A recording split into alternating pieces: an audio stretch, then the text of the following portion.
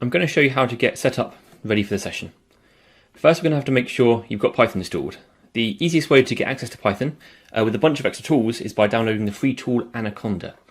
So if you first go to anaconda.com, click on the download link up there in the top right hand corner. And on this page, if you scroll down the page, you'll end up on the download section where you've got a choice between Python 3.7 and Python 2.7. Make sure at this point you click on the Python 3.7 version, not Python 2.7. Click the download link and follow through the installer, and once you're all done, go ahead and launch Anaconda Navigator. Anaconda Navigator will look something like this. We'll be using JupyterLab in this session as it's easy to get started with, but if you have another setup using something like PyCharm, Visual Studio Code or Spyder, that's absolutely fine. Feel free to go ahead and use those. On the JupyterLab tile, click on the Launch button and it will open up a window in your web browser, which will hopefully look something like this. It might take a few moments to launch. Now I'm going to go through and show you how we're going to set things up in JupyterLab for this session. First, we're going to launch a text editor. So if we click on File in the top left, go to New and click on Text File. We can now close this launcher window because we don't need that anymore. Second, we're going to launch a terminal. So we go to File again, and once more New, and go down to Terminal and click that.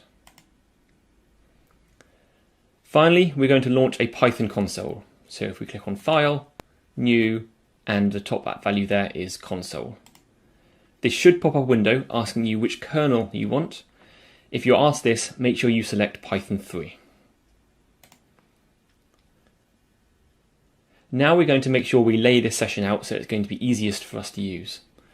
I'm going to minimize this area on the left here just to make a bit more space on the screen, and I'm going to maximize this window. The way I like to have things laid out is with the text editor on one side of the screen and the areas where I run code on the other. So to do that, I'm going to click and hold on the tab of the console, and as you do that and move the mouse, you'll find that a blue box appears. If you move that to the right hand side of the screen and let go, you'll see it's laid out side by side.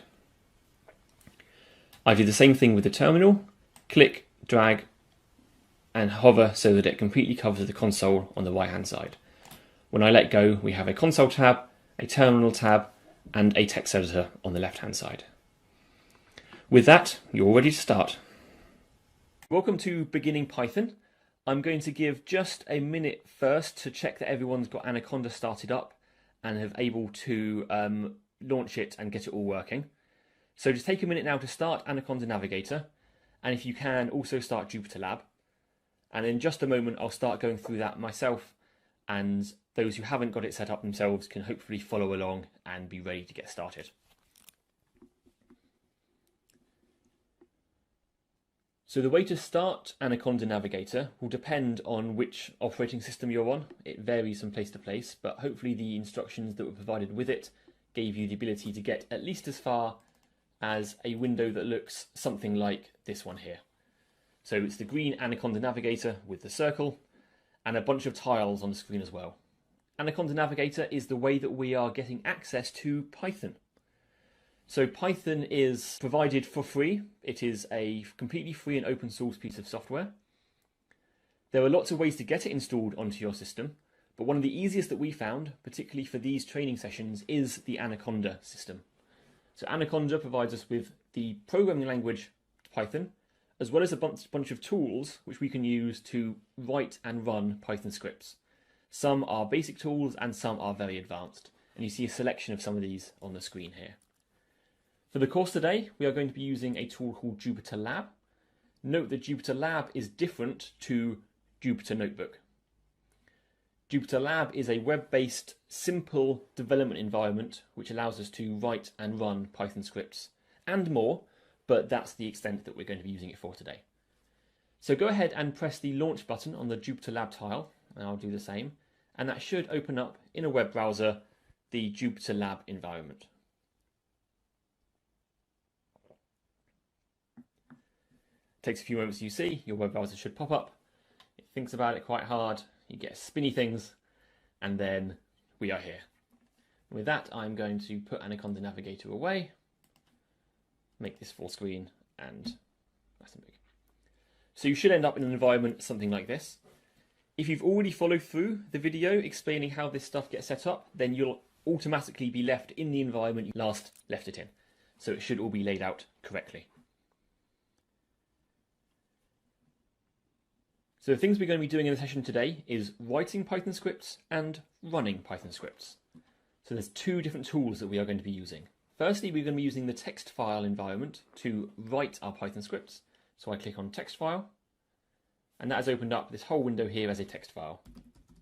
It's just a text editor.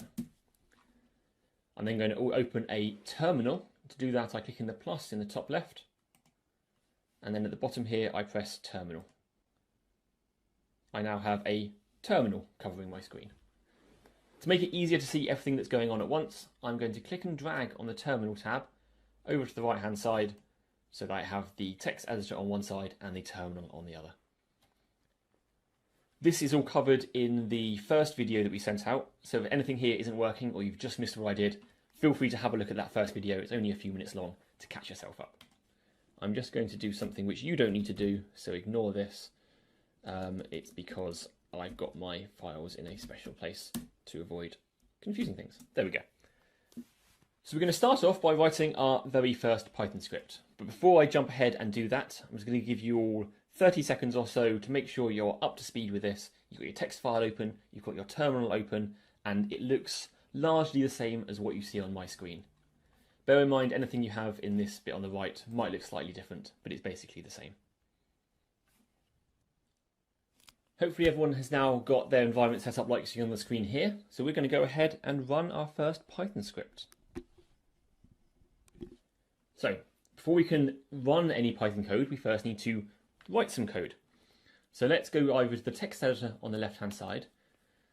And the first thing we want to do, because currently this file is called untitled.txt, the first thing we want to do is rename this file so that it has the correct file extension. So Python file should end with .py, not .txt. And secondly, untitled is a undescriptive name for what we're going to be doing. So if you right-click on the file name in the file browser on the left-hand side and go down to rename, so right-click and rename, and we're going to select all of that text, including the .txt, and I'm going to call it script.py. And then press enter. And you'll see it's renamed here and it's renamed up here. You should also see that the little icon next to it has now changed into the logo of the Python programming language, so we know that it's understanding that this is a Python file. With that, we can go ahead and start writing our Python code. We're going to start with what is probably the simplest Python program you can write, and I'm going to explain the different components that go into it, and from there we're going to build up into more and more advanced scripts as we go through the session this afternoon. So the first thing we do is write the word print. All lowercase and without any spaces before or after the word. And we follow that with an opening and a closing round bracket. This is the print function. Functions in Python are usually lowercase. They can't have any spaces in the name of the function. And a function is called by following it with an opening and a closing round bracket. Some functions don't take any different parameters or arguments, so they don't have anything in between the round brackets. The print function, however, does take arguments, and the arguments it takes are things that we want to display onto the screen. So to give information into the print function, we have to put something in between those two round brackets. So what we're going to put inside there is some words. We're going to ask it to display some words onto the screen. The way that you represent words, or as they're known in Python, strings, is using pairs of double quotes. So if you do a double quote and another pair of double quotes, and then in between them we write hello. So what we have here is the word print, followed by an opening round bracket saying that we are calling the function. Then we have the thing that we're giving to the function, the information that we want the function to process, followed by a closing round bracket to say that we've finished giving information to the function. You'll notice here that the text has been coloured green and red and so on.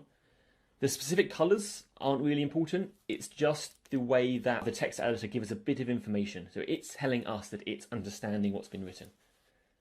Other editors that you can use won't have this particular colours. They might use blue and red or blue and pink or any other colours in principle. The other thing to note is that the text here is just plain old text. There's nothing special about the program that we're running this in. We can write Python scripts in a basic text editor like Notepad, or you can use advanced integrated development environments like Visual Studio. All of them work in the same way. They're writing simple text files which are then going to be interpreted as Python code. So in order to run this script, first thing we need to do is make sure it's saved. So one way to do that, I think, is to go to File and Save Python File. Make sure you always save your scripts before you run them.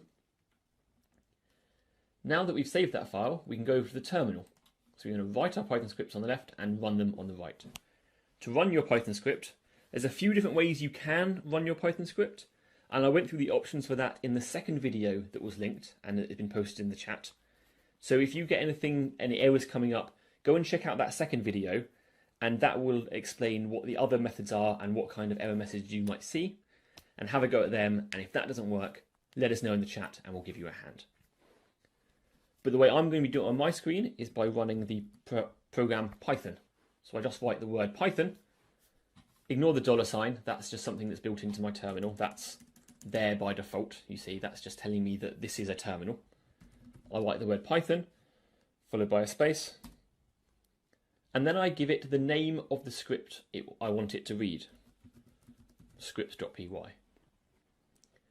And so what's going to happen here is that this program here, which is called Python with a lowercase p, is going to read the file that I give it, which is this text file over here, and it is going to read that file one line at a time.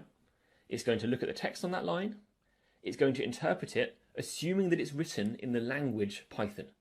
Python is a language as well as a program. So as long as we've written some text in this file in the Python language, then the Python program is going to be able to understand it and do the things that we've asked it to. It's going to read it one line at a time and do the things on that line, then read the next line and do the things on that next line, and so on until it gets to the end of the file, at which point it will exit and say, I'm all done, success.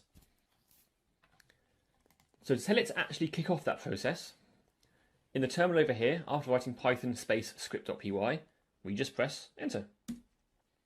And we see here it has done what we've asked it to. It has printed, this is a bit of computer jargon, print in computer jargon generally means display on the screen. It doesn't literally mean print it out of a printer. It's a holdover from the olden days of computing when everything was literally printed out on a printer. But it's displayed the text on the screen, hello, the same as we wrote in our file over here. It has then returned us back to the terminal prompt, the same as it was before, with a flashing cursor, ready for us to run the same thing again. So I'm just going to give you a minute or so now to have a go at doing that yourself. I'm also going to point you at the course notes. So what we're going through here, at the bottom of the first page is a next link.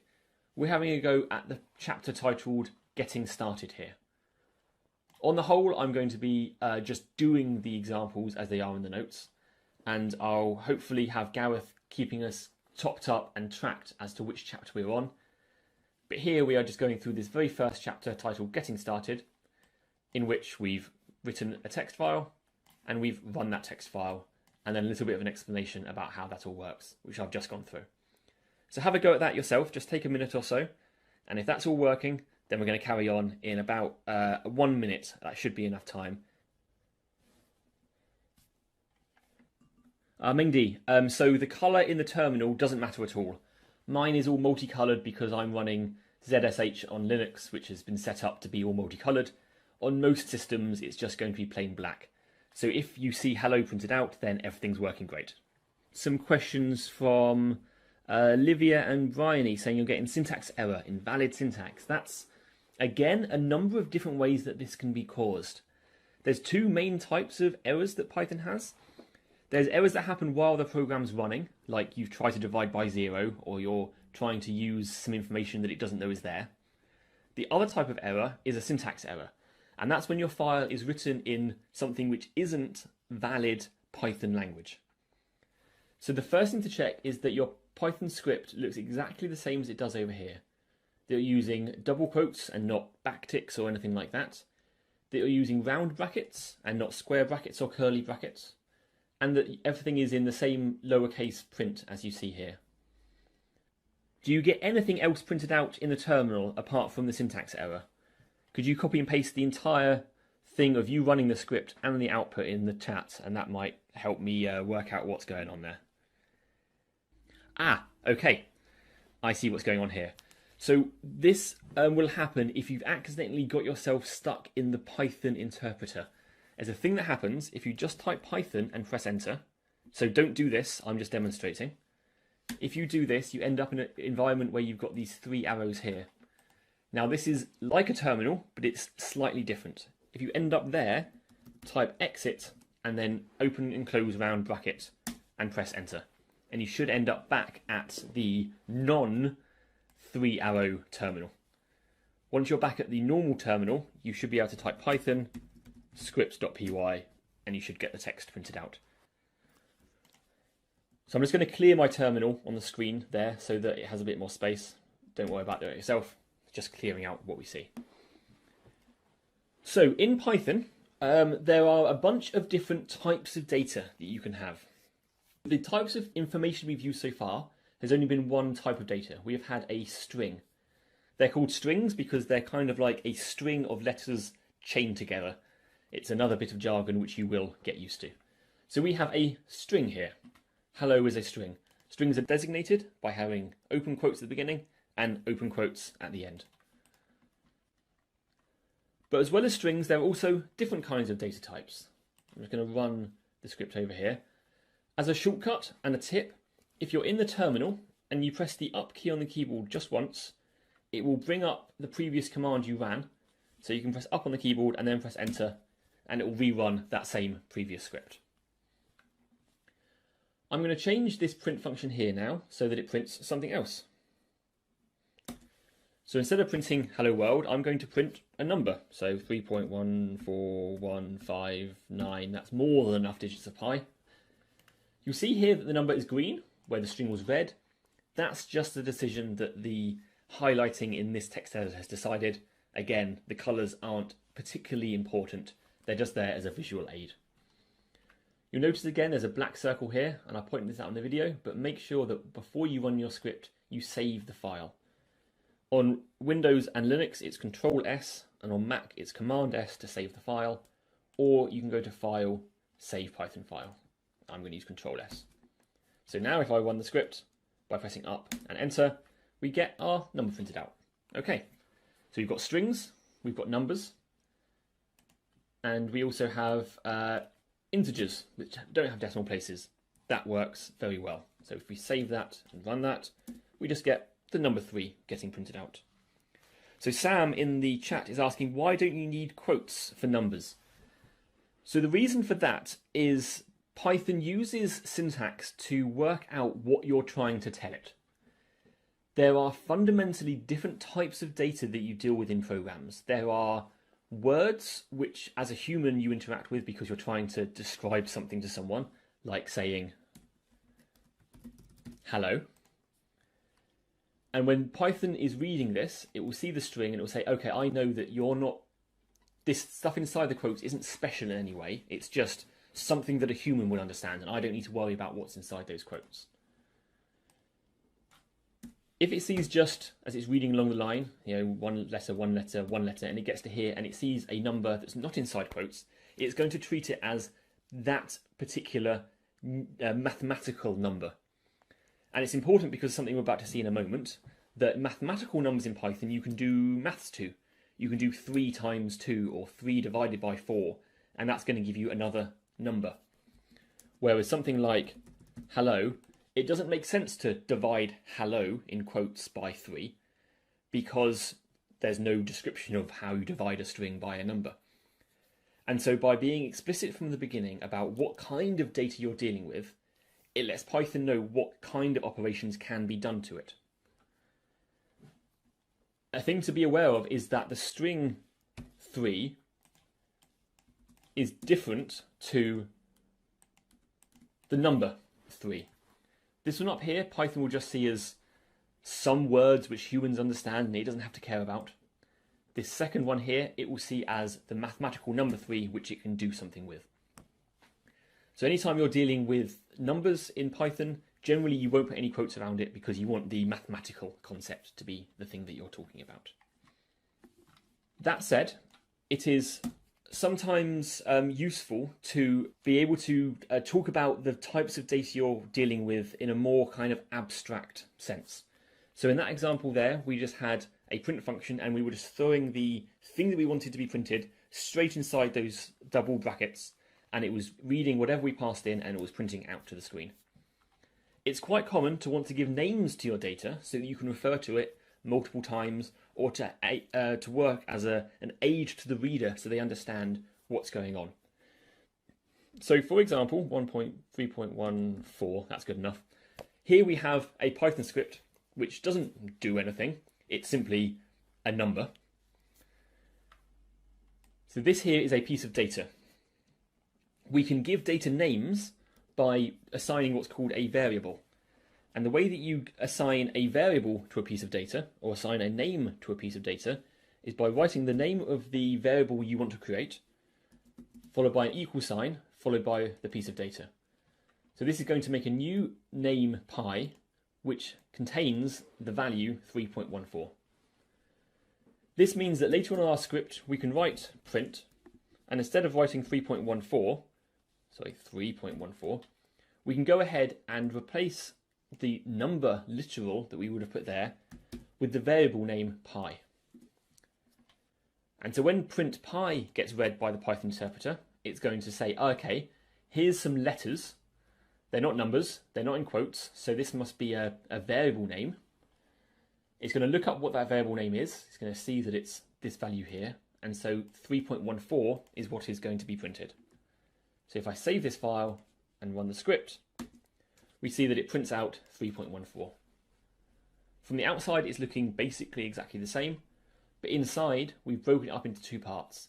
The parts dealing with our data and the part dealing with our output. So take a minute or two now to have a go at that yourself. Take any print function you want to do, anything that you'd want to print, but break it up over two lines. One line which takes that thing that you want to print and gives it a name, and then another line which has a print function which accepts that name as an argument and check that it prints the correct thing to the screen.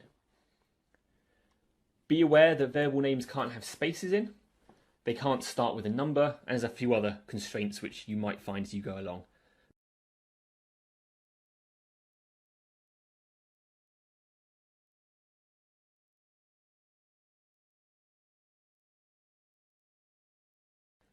I've introduced variables. A variable is a way of giving a name to data. And so in your head, it's worth having a sense of the difference between a piece of data, like 3.14, and a variable like pi. They can often be used in the same context, but they're fundamentally different elements of the language. So it's worth kind of working out in your head as we're going through the exercise, thinking about how data and variable names differ from each other. We've always seen a few ways.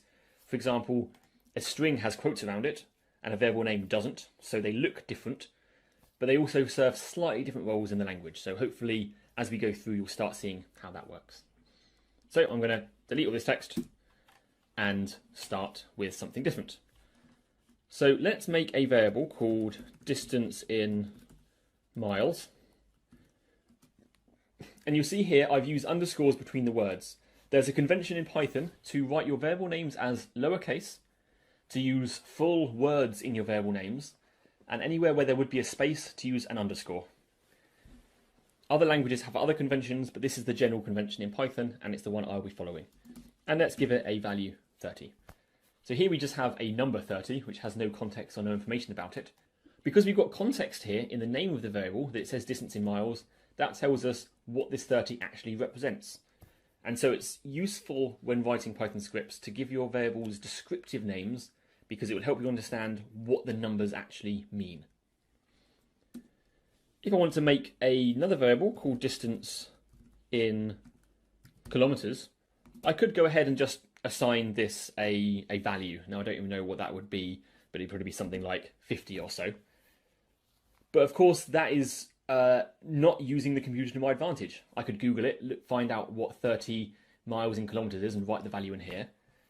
But a more flexible and reusable approach is to work out what the conversion factor is and to do that conversion ourselves in our code so that we can change one variable and always have the other one automatically updated. And so when assigning a variable, on the right-hand side, you can do more than just write a piece of data. You can also refer to other variables. For example, distance in miles, and we can multiply that by a number. And I'm going to copy the number from down here to avoid errors. So here we made a new variable, and the value of this second variable is based on another one. So then when we print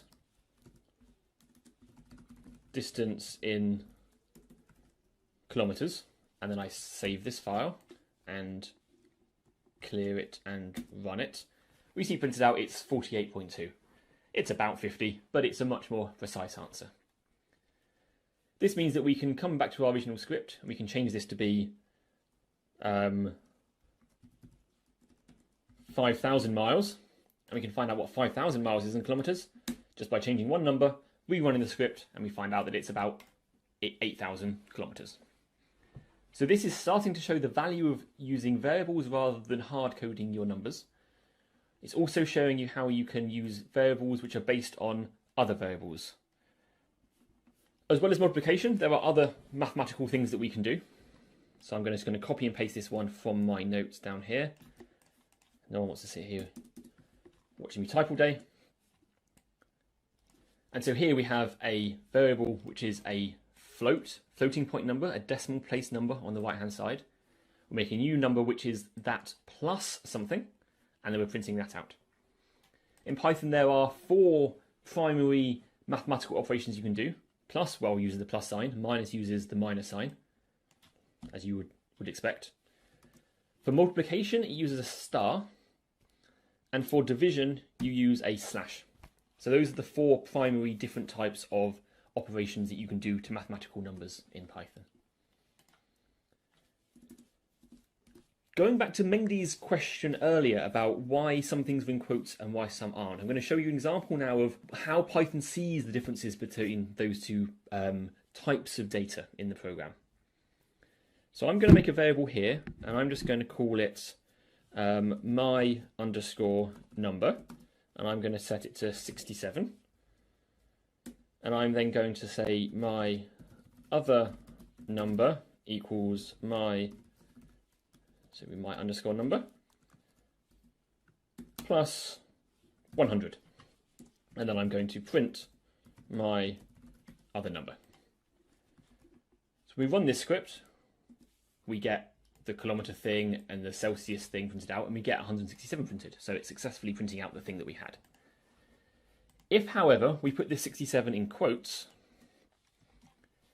Python is no longer seeing my number as being an integer. It's no longer seeing it as being a mathematical object. It's seeing it as being a text type object. And it doesn't know how to do mathematical things to text objects. So if we now run our script, we will see the first of our Python errors. It is unable to do the addition operation because it's no longer doing it to 2 numbers. It's trying to add a bunch of letters and a number together. And it's going to say that it's assuming that you made a mistake. It's not going to just implicitly convert something. It's going to make sure that you're going to be explicit about what you're doing. And so if we look at the error over here, the way that I read Python errors is by starting on the last line. It says type error. So that's telling it it's an error to do with data types, where types are things like strings or floats or integers. The error message itself is saying it can only concatenate strings and strings. Remember, this is a string, which means that my number is a string, which means that we're doing my number, which is a string, plus an integer. And so it's interpreting this as us trying to take one set of letters and stick another set of letters on the end. And that's what concatenating string to string would mean. Concatenate means stick next to each other. However, it's finding an integer, and so it's saying, I don't know how to do that, and so I'm going to bail out and stop. And when you get an error like this, the program will stop running, it will return you back to the terminal, and it will print an error like this on the screen so you can work out what's going on. So always start with the last line, because sometimes that's enough to let you know exactly what you did wrong and to let you know what's going on. If you've got a long program where your errors can crop up in all sorts of different places, it's worth looking at the lines above, which tell us where the error came from. This line here tells us which file we were on, which line we were on. We see it's on line 14. This is why programmers always have the line numbers turned on in their text editors. And then this line here in the output is the exact line that we had in our text file to give us context to let our brain jump back to the error a little bit more quickly. So with that, I'm going to ask you to have a go now at the exercise at the bottom of the data types chapter. So there's an exercise there to edit script.py so that it's made up of adding two strings together. So originally it said hello Python. In fact, I'll show you how it looked beforehand. It had something like my words equals hello Python, and then it was print my words. It might have had a different variable name, but that is not important. So have a go at taking this little program here, but breaking up this line here into two separate variables, one which has the word hello in, one which had the word Python in. Make a third variable, which is those two things added together, and then print that out and make sure it looks how you expect. Once you've done that, carry on to the end of that data types chapter. There's a section there on printing multiple things. So have a go at that, reading through that, and having a go at that exercise as well. Mengdi there has a question about, is there a difference between my underscore words and my words, with or without the underscore? So the first thing I would say to that question, Mengdi, is the best way to find things out is to try them for yourself. You'll often discover something really interesting if you have a go with something and it works or doesn't work how you expect. That said, I will go through that with everyone because I think it's an interesting thing to look at. So here we made a variable called my underscore words. If I delete that underscore and put a space and put a space here, and then we try and run this script, I'm going to clear this and run the script, we get a syntax error. And the reason we get a syntax error on that first line is because Python starts reading at the beginning of the line, it sees the word my, and that's a variable name by itself. So the only thing that's able to follow a variable name by itself at the beginning of a line is an equal sign. It only makes sense if you're immediately following it to assign this variable a value. Because it sees the space as a break between two different variables, it's expecting there to be an equal sign next and not a space and some words. So this is telling us, the fact that we get a syntax error here, that my space words doesn't get seen by Python as a single thing. It gets seen as two separate things, a thing called my and a thing called words. And because they don't make sense next to each other, it's not understanding what you're trying to say here. So we need to put an underscore in. Sorry, an underscore. If we try that again, we'll probably still get an error. We do, but this time the error is on this line here because the same thing's happening. As an argument to the print function, it's expecting a single variable name. Here we're giving it two variable names separated by a space. It doesn't know what that means, and so it's going to give us a syntax error. So we need to have underscores. We could do it without any underscores at all and no space. That would work perfectly fine as well. The underscores are just there for visual clarity. Okay, so I'm going to show the answer to that exercise you were just working on. Hopefully you had a chance now to have a go with it. So as I explained to Mengdi, underscores are used for visual clarity and you can't use spaces in place of them. So we have our string here. We are going to change it into word 1, which is going to be hello. It's going to be word 2, which is going to be Python. And then my words is now word 1 plus word 2. We save and run this. And we see hello Python printed to the screen. The last section on that page was taking this example and making your life easier. You'll notice that you had to put a space here because when you add strings together, it doesn't automatically put a space in for you. If we get rid of that space and run our script, we get hello Python, all one word, which is not usually what we want. So what we can do with the print function is get rid of this line entirely and simply print word1, comma, word2. The comma here is telling the print function that we're giving it two separate variable names. It will take one, it will print it, then it will do a space automatically, and then it will print the second argument. So if we save and run this, we get hello Python back again. With that, I'm going to move on to the next section. At the bottom of that page there, if we press next, and we go down to the bottom, we press next, we end up on a chapter called lists. So this is when we start getting a little bit more interesting with things. So far we've been dealing with single pieces of information, a single number, or a single set of words, a single string. But quite often in real life, and therefore quite often in programming languages, you want to deal with something that contains multiple objects. The example I always come back to that I think most well represents real life is a shopping list. You go to the shops and you have a list of things written down on a piece of paper. You have one shopping list, but inside that list you have a set or a list of items that you want to buy. You can think of each item as a string, but we need in our language some way to describe the list as a whole. The way we do that in Python is with a thing called a list. A list is a built-in type in Python, and it's what's called a container. It contains other pieces of data. So I'm going to switch back over to my editor, and I'm going to make a new file. So I'm going to go to File, or not File, I'm going to click on the launcher, and put it here, and make another text file. So I've still got my old file here, but my new file here, I am going to rename it to list.py.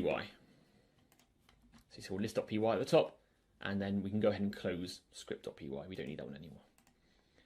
So I'm going to go ahead and make one of these containers. Like anything else, we start by giving it a name. You almost always want to give your variables names, and this is a really good way of making sure that you understand the kind of thing that's inside it. Same as before, we follow it with an equal sign because we want to give it some data.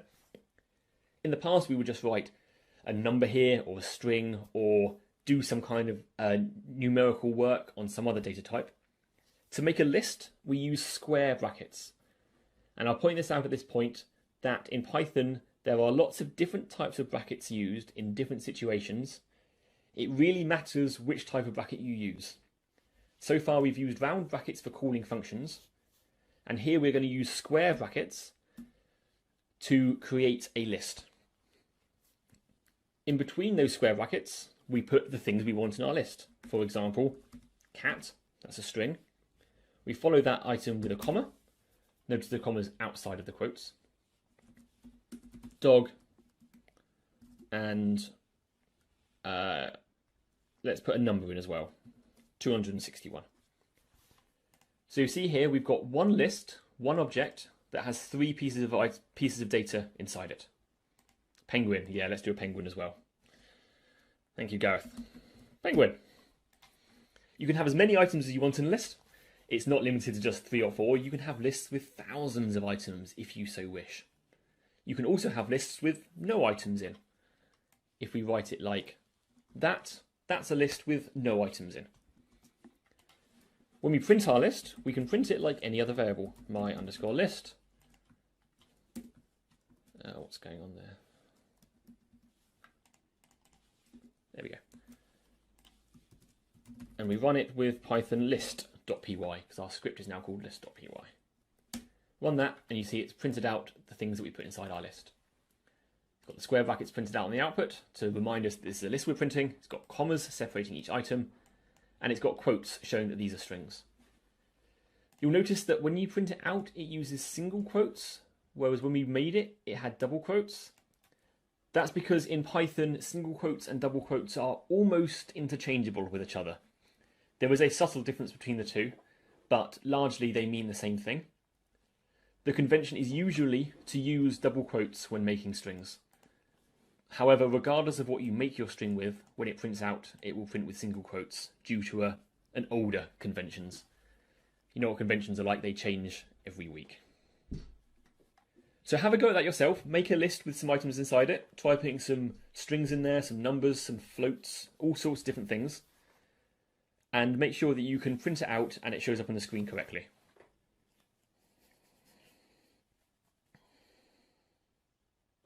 Okay, so hopefully you've all managed to print a list out and that's all working for you. So we're going to move on and do something a bit more useful with a list than just making a block of a list and then taking that whole list and showing it to you on the screen.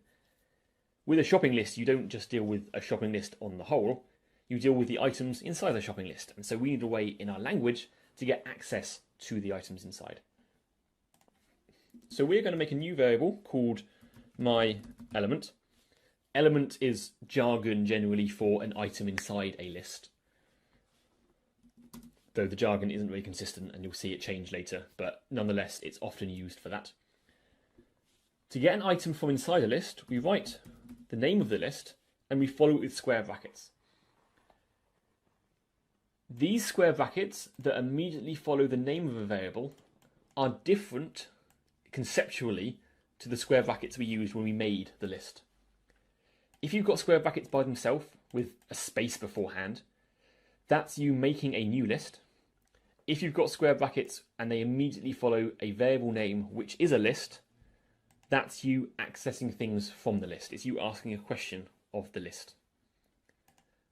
We can put something inside those square brackets, kind of like a function call, to tell it what piece of information we want. So we can write, for example, number 1. And we want to not print the whole list, we want to just print that one element. So, audience participation time for those who are listening. Who wants to let me know in the chat what's going to get printed out when I run this script? And don't be shy. Okay, we've got some cats and some dogs. So those who are saying cat might be confused about how it could possibly be dog. Let's run it and find out what actually happens. We do indeed get dog. The reason for that is that in Python, everything starts counting from 0. When you're talking about elements in a list, the first element is actually the 0th element. This is item 0, this is item 1, this is item 2, and this is item 3. Everything in Python starts counting from 0, and it is very consistent with that, and so it's a thing that's worth remembering. If we change this to myList 0, at this point we should indeed get cat printed out. By that logic, if we want to get penguin for Gareth there, if we do it with number 3, we should get penguin printed out. Next, pop quiz. What happens if I put in 7? What's going to get printed out here? Any guesses? Great, everyone's telling me that it's going to print an error. I expect by this point many of you are used to seeing errors because Python does throw them at you quite readily if it thinks you've done anything even slightly wrong. Over time you will learn to appreciate and love Python exceptions and errors, but when you're learning it can feel like you're being told off. The thing to remember is that it's just trying to tell you that it doesn't understand what you're telling it, and that it's thinking you might have made a mistake and it's trying to give you the information you need to fix it. Let's run this and find out. We do indeed get an error. Like before, we start reading at the bottom line. It is an index error. It's called an index because this operation with square brackets is sometimes called indexing. The actual text of the message here, list index out of range, is telling us that the list, myList, the index we're asking for, 7, is outside of the range of valid numbers. We only accept numbers from 0 to 3, so 7 is way out. 5 is right out. And so it's going to give us an error. There's no valid answer we can give here. Notice that because it failed on line 3, which is here, the program stopped running. It didn't print an error and carry on. It stopped entirely. It never even tried to print myElement. As soon as you get an error raised, the program just stops at that point and tells you what it knows about its state at that moment. So we know that 7 doesn't work, but 3 does. So far we've dealt with 0, 1, 2, 3, those all worked. We've tried bigger numbers, 4, 5, 6 and 7, those don't work. What do you think happens if I put in negative numbers? -1. Who wants to have a guess about what -1 is going to do?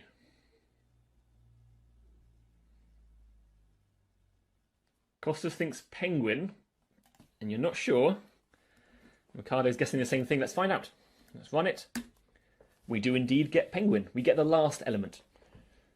So the designers of Python realised that all the positive numbers, including 0, if you count 0 as a positive number, are potentially valid inputs, depending on how big the list is.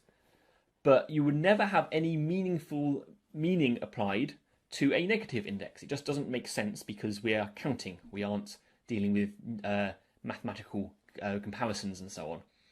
So they realised that because all the negative numbers are free to be used and they don't have any ambiguous meaning, you can use negative numbers for whatever you want. And they decided that -1 should mean the last item. And in fact, beyond that, negative numbers just count backwards along the list. So -2 will give us 261, -3 will give us dog, and -4 will give us cat. If we try and go to -5, we'll see that once again, we get an error. I'm just going to clear my screen up so that it doesn't disappear off the bottom.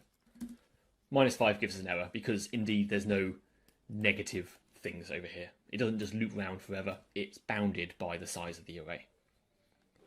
The last thing I want to show you on this section, which comes to Rachel's question, and I'll come to your question in a moment, Rachel, once I've covered the basics of slicing, and that is, so far with indexing, we have simply selected individual numbers. We've asked for this element, or another element, or we've asked for something which doesn't exist by going off the beginning of the list or off the end of the list. It's quite common with lists or with any kind of container which has things in an order to want to grab a selection of items. So let's say we wanted to select items dog and 261. We can do that by using what's called a slice. It uses the same kind of syntax as we have here. So we still use the square brackets, but inside the square brackets we tell it where we want to start selecting from and where we want to end selecting from. So we want to select from here to here. So dog is item 2, and we want to go as far as, but not including, penguin. Dog is item 1, see, even I get mistakes. And we want to go as far as, but not including, penguin, which is item 3. The way I like to do the numbers here, because 1, 3 doesn't intuitively say to me those two items, is that I count the commas in the list as a way to remember what numbers I should put here. I imagine there's a 0th comma here, because 0 is invisible, so there's no comma. So this is comma 1, this is comma 2, and this is comma 3.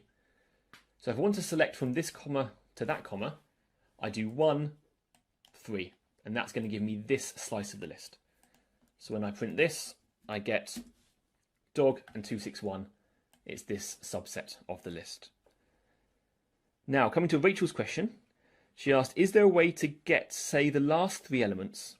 Because if you do -3, -1, it will print the last 3 and 2 elements, but not the last element. Okay, so let's work up towards that question. So here we've got 1 and -3. If you remember earlier on, number 3 referred to penguin, but also number -1 referred to penguin. So we can replace that 3 with -1 and say we want to go from comma 1 to comma -1. A little bit confusing, I know, but the more you do it, the more you'll get used to it. So this is going to give us that same set of numbers. Likewise, this is comma -1, -2, and -3. We could change this to be -3, -1, and we print this, and we get the same bit of information. Now, Rachel was asking, how can we get it to include penguin as well? If we change this to a 0, that's not going to work. It's going to try and go from here to here. There's nothing to represent this comma at the end. It's going to try and go backwards. And in fact, if we try and do this, it will give us an empty list because we've tried to index backwards, and so it's just going to fail. If we want to go right to the end of the list, there's a special shorthand, and that is you just leave that space there blank. you say go from -3 to infinity effectively. And so when we run this, it's going to do dog, 261 and penguin. Likewise, if you do a blank at the beginning, it represents the beginning of the list. So just a colon by itself inside square brackets means right from the beginning until right at the end. So have a go at these exercises on this page here, the lists chapter. So get through as far as the slicing section if you can.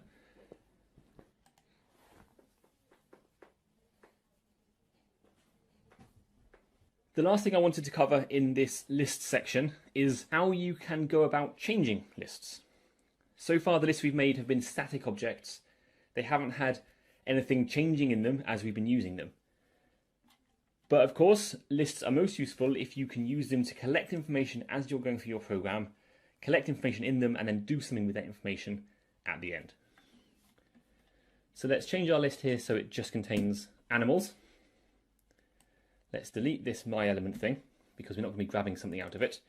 And let's print my list. This is now just going to print cat, dog, penguin. Let's pretend that what we're doing here is making a list of the animals that we have on our very strange farm. It's got cats and dogs and penguins. Maybe it's our pets. Maybe we've got a pet penguin. Maybe we're that lucky. In order to add something to a list, we write the name of the variable and follow it by a dot. After the dot, we write append. Append is a function, and so it takes brackets to call the function, just like print does. Inside those brackets, we pass an argument, which is the next thing that we want to add onto the list. Someone give me an example of an animal to add in here. Rat, there we go, wonderful. So when we run this, we will see we get cat, dog, penguin, and rat, all our pets. So what's going on here is we are referring to our list. This is the object, this is our data container that we have. By writing .append after it, we are calling a special kind of function, which is often called a method. That's just a bit of technical jargon, but they are relatively interchangeable terms, method or function, on our object. So the fact that it's a dot followed by the name of the function says that this function is going to be affecting this piece of data. And depending on what the append function does, it is going to take whatever's passed in and do that thing to my list. In this case, the append function takes whatever is at the end and takes whatever is passed in and adds it to the end of the list. Emma is asking, how do you add rat to be the second in my list? So there's two ways of interpreting that question, and I'll try and cover both of them. One is that maybe you are asking how you can overwrite the second item. So maybe you want to take what would be dog, second being number 1, remember, and you can assign that to be rat. This is going to take this list, then it's going to find my list 1, which is dog. It's going to overwrite it with rat. If we run that, we see that dog has become rat. If, however, you want to insert it into the list, this is where I can't remember everything. I believe there is an insert function. Let me just Google it, because that is how we learn. Python insert list.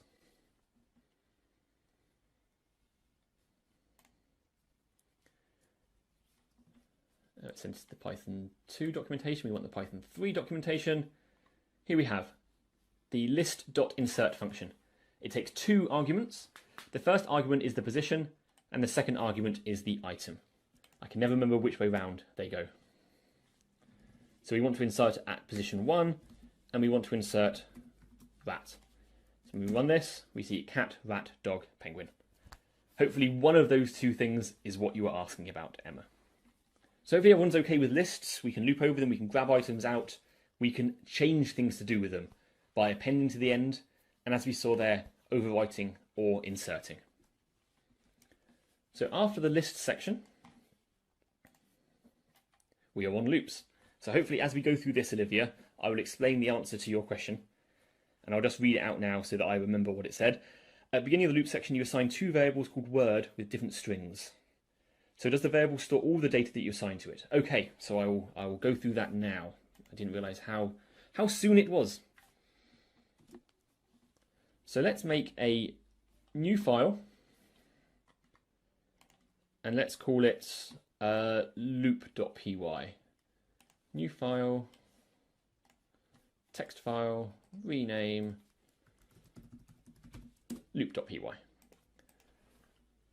So the example I start with is writing something like, we've got word, hello, we're going back to our examples from the beginning here, and then we print word. We run that, print hello. Of course it does. We've done that several times so far. I think we're all comfortable with printing and variables now. If we want to print two things, we could do word equals Python and then print word. When we run this, it runs line 1 to assign the variable, runs line 3 to print out hello, then runs line 5 to assign a variable, and then it runs line 7 to print hello.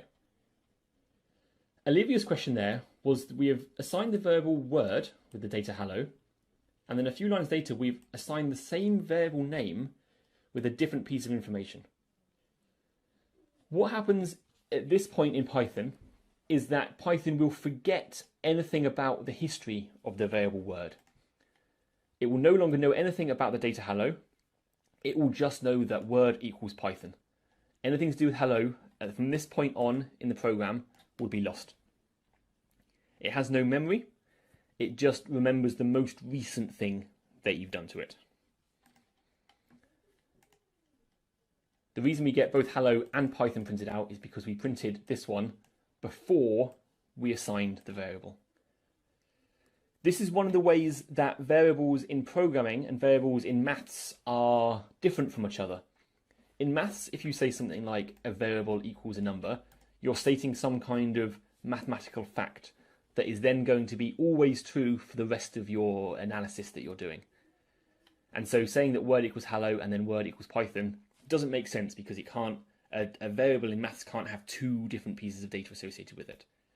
In programming, however, because we're going through sequentially, it does one and then it overwrites it with the second.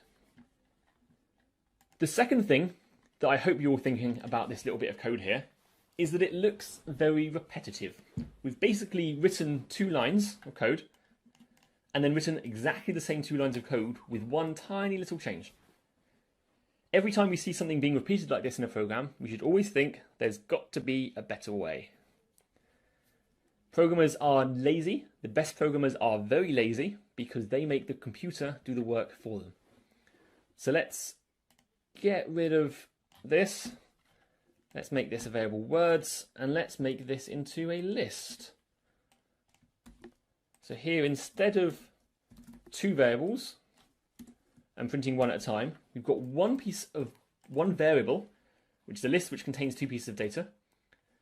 And we're currently printing the variable word, which previously was referring to one word and then the other. But what we have here is a container, a list. What we conceptually want to do to this container is for each item in that list, we want to print that item to the screen.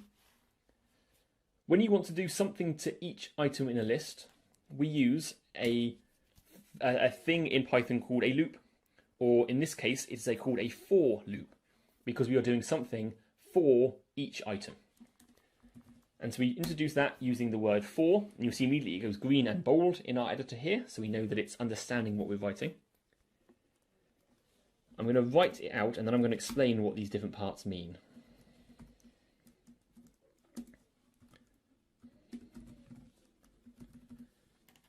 So the way I like to think about the structure of a for loop is first we just look at this line up here. This is the part that introduces the fact that we are going to be repeating ourselves.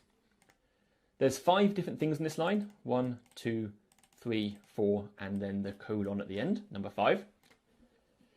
In every for loop you write, the for, the in, and the colon are always there, always in that order, and always spelt exactly like that. Those are the fixed scaffolding that we use to construct our repeating for loop. The places that we have flexibility and artistic license inside our for loop are in the other two locations, here and here. I'm going to start with the second of those, between the in and the colon. This is where we write the thing that we want to loop over. It is the thing that is the list that contains items that we want to do something to each item of. We want to do something to each item inside words, and so we are doing something for something in words. The thing we're looping over goes in this spot here. While we are repeating ourselves, while we are doing something to each item in this list, we need to give a name to the current item. We need some way to refer to it. Earlier on, we were referring to items inside a list using square brackets and numbers. But because here we're just going to be looping over the list, we don't care what number we're at. We are just going to be dealing with one item at a time as we're looping over the list. And so to make that work, we have to give each item as we come to it a name. We're only ever going to have one item in our hands at any one time. So only have to give one variable name. And the variable name we're going to use is word. It doesn't matter what you write here. You can give this variable any name you like. Like before, we had variables called mylist and distance in miles. In the same way, this is just a variable name we are creating. So the first time around the loop, this variable name word is going to be pointing at the first item in the list. Then the next time it loops around, this variable word is going to be referring to this item in the list. So the first time round, it's going to print word, so it's going to print hello. It is then going to repeat itself, and it's going to print Python. Let's check that that works. There we go. It prints out exactly the same thing as it did before, but what was previously 4 lines of code is now only 3 lines of code. Now that might seem like a small saving, but bear in mind that we could be looping over a list that had 1,000 items in which case this would still only be 3 lines of code. Whereas if we were having to print each item individually, it would be thousands of lines of code, and that is a lot of writing. The final thing I want to point out about loops, is that the colon at the end of the line in Python always designates that the next section of code should be indented. And that is why we have these spaces at the beginning of the line here.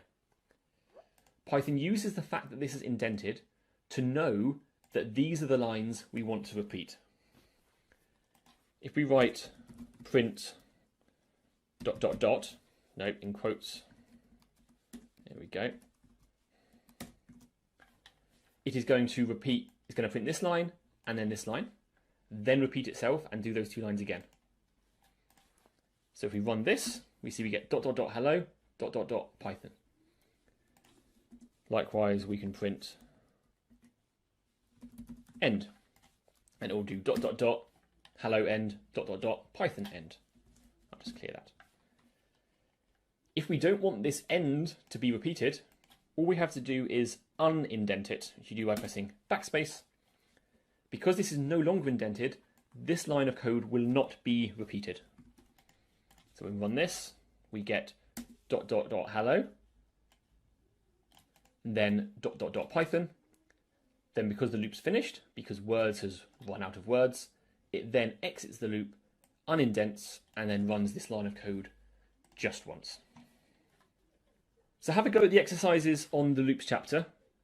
Do the first exercise on there first, and then if you've got time, move on to the exercise at the bottom of the page. Don't go quite as far as enumerating, because I'll be covering that in just a moment. There's a question there from Sam. We use 0 and 1 in last exercise. Why can't you do that again? So you're saying, why can't we do print words 0? I'm going to delete those. And print words 1. There's no reason why you can't do that. And if we look, we'll see that those 2 things come out exactly the same. But if we have hi, it's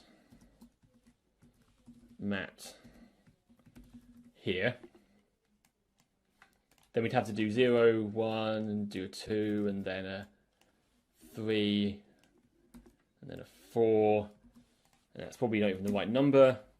Hi, it's Matt, and I did miscount it, so they have to do a 5, and so then it's done the right thing. Hi, it's Matt here, but we've had to copy and paste. We have to repeat ourselves. It's very easy to accidentally do that and not notice that you've got a number repeated. Also, if you've got lots of items, you have to do lots of lines of code. This will always just be those 2 lines of code, regardless of how many items you have in the list. It's quite common with lists that as you're collecting your data, you don't know whether you have 99 or 101 items. You just know that you have a container with information in, and you want to do something to each of those numbers. Maybe you want to double them, maybe you want to print them, maybe you want to email everyone that's in that list because it's a list of email addresses. You don't care about where each item is, you just care that there's a whole bunch in there. So yes, it certainly is possible, but looping gives us the flexibility that we wouldn't otherwise have. Kunal asks, what if we want to print each item twice? Let's have a look. I'm going to simplify this back to where we were. So here we do this and it prints each item once. If we want to print it twice, we can just write print word twice beside it. If you want to do it 3 times, well, we could copy and paste it again. But as you can see, we're probably starting to get the point where we're repeating ourselves quite a lot. So as Gareth says in the chat, you can actually make a loop inside your loop. You could do another for repeat in. And the way that you repeat things a certain number of times is by using the range function, range 3, print word. And here, when we run this, we get it happening 3 times and 3 times. So then if we want to do it 100 times, we could just change that to 100. And it would print each word 100 times. Yes, so range is a special word. Or rather, it's a built-in function. In the same way that print is a built-in function, range is a built-in function. The job of the print function is to take the argument and display it on the screen. The job of the range function is to take the argument and to give us back a list containing that many numbers. Ronald, I'm glad you asked, because that's exactly the next little section, which I'm going to cover now, and then we're going to have a little break for a bit, because we've been at this for nearly an hour and a half. So let's have a look at how to answer Ronald's question. So they're asking, what's a concise way for accessing the current index / iteration inside the loop? So here we are looping over for word in words. The thing that we're looping over is this list. And when you loop over a list, the thing you get given each time is each item in order. If you want to get each item and its position, there's another function called enumerate, which means give numbers to, which when we run it, we get back the index and the item. It gets given this back to us in this form with the brackets and the commas and stuff, which is useful, but it means that we can't access those 2 pieces of information separately from each other. So if we want to get access to 2 things individually, we can take the fact that enumerate is giving us back a pair of things each time. And so instead of having 1 variable name here, we can have 2 variables separated by commas, where I is going to be assigned the first thing that's given back, 0 the first time, and word is going to be assigned the second thing that's given back, hello. So then now if we print item I is word, it'll print item 0 is hello, item 1 is Python. Kunal's question. So that's a question about documentation. How do I find suitable function for my tasks? There can be 100 built-in functions which I don't know about. So let's go to docs.python.org, exactly as Gareth's linked there. So the page that I was on before was a page called built-in functions. So you can go to the search, built-in functions,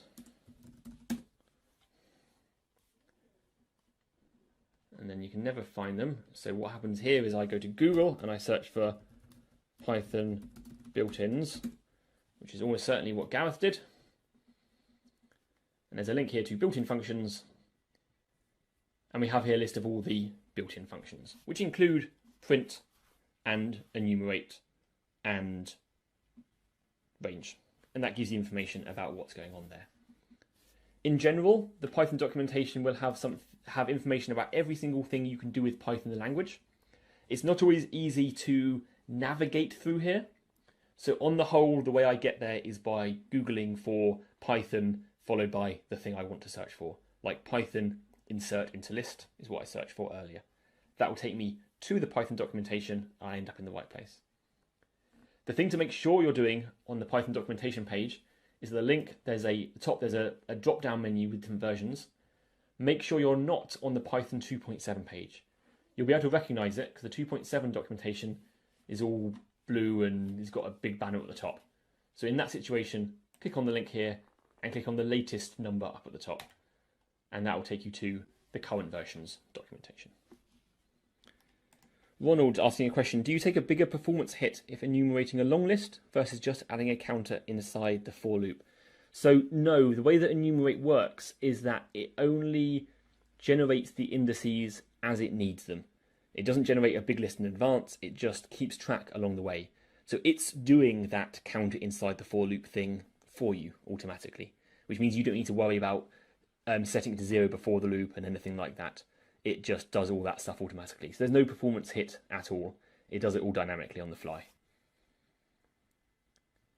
That said, if you're worrying about performance with a really, really long Python list, you're probably at the point where you want to start looking at more advanced Python tools. So there's a set of tools called Numerical Python, sometimes abbreviated to NumPy or NumPy, that will have the tools in there for doing that kind of stuff nice and efficiently. And also in our Python Introduction to Data Analysis course, which Gary was just asking about, where you go through a package called Pandas, which provides tools for doing this stuff nice and efficiently as well. So once you're at the point of worrying about performance, it's worth looking outside the built-in Python lists at what other tools are out there. Ronald, your question, is it possible to have local dummy variables inside a loop? Yes, it absolutely is. So I'll just demonstrate that quickly here. Let's make a variable called my number equals 42, and then let's just print my number. And when we run that, we see it prints the thing out and it prints out the variable as well. So you can introduce variables inside the loop and then they just sort of live inside that scope. So before the break, we were covering loops. That's how we perform the same operation multiple times. So to look at the example we have up here, here we were doing this line of code, which we've only written once, but it's going to be performed multiple times. So you write a line of code once and it runs many times. The other kind of thing you want to do to your code sometimes is to write a line of code which may or may not be run at all, depending on the context and the situation around it. The way we do that in Python is by using what's called a conditional. So let's make a new file and let's call it if.py, because that is the question that we are asking. If. Let's make a variable. That's how we start almost all of our scripts. Number equals 128. Nice computery number. The way we ask questions of our data in Python is by using the if keyword. This works similarly to the for loop keyword that we had before. And you'll see it's done the same thing where it's gone the green and it's bolded up as well. After the if, we are going to write something here, followed by a colon. Similar to the for loop where we had our scaffolding of the for, here we have the word if, and we have a colon at the end of the line. The question that we ask can be a whole bunch of different things. So I'm going to give an example and then I'm going to let you have a go at running that yourself, and then I'm going to be building it up bit by bit. One of the simplest questions you can ask is to compare the size of numbers. So let's say, is my number greater than 100? So this bit here is whatever we want it to be, as long as it's giving back something which is true or false. This means greater than, And if you have something on the left and the right that are numbers, it will compare them and give us back true or false, depending on whether they are bigger or not.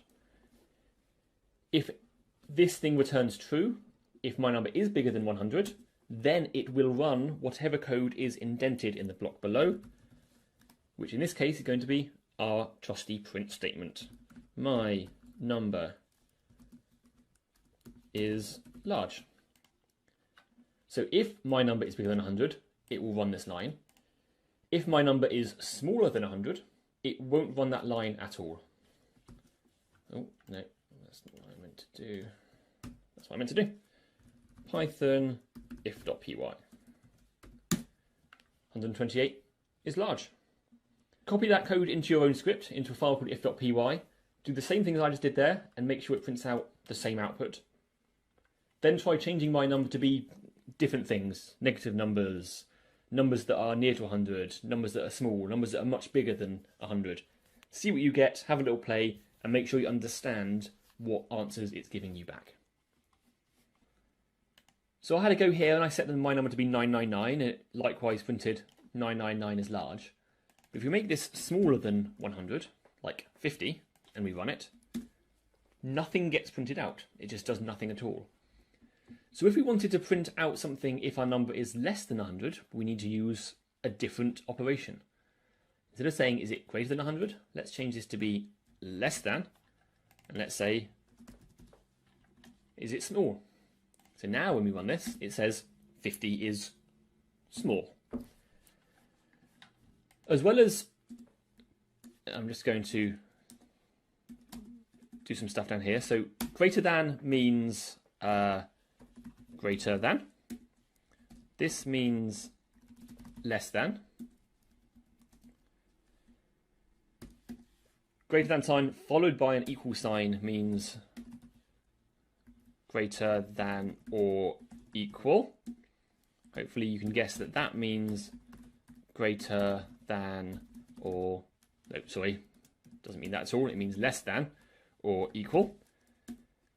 If you want to check whether two numbers are exactly the same as each other, you use two equal signs next to each other. If you use a single equal sign, it will give you an error. If you want to compare numbers, you use two equal signs. Are they equal? And if you want to check that they are not equal, you can use exclamation mark equal sign.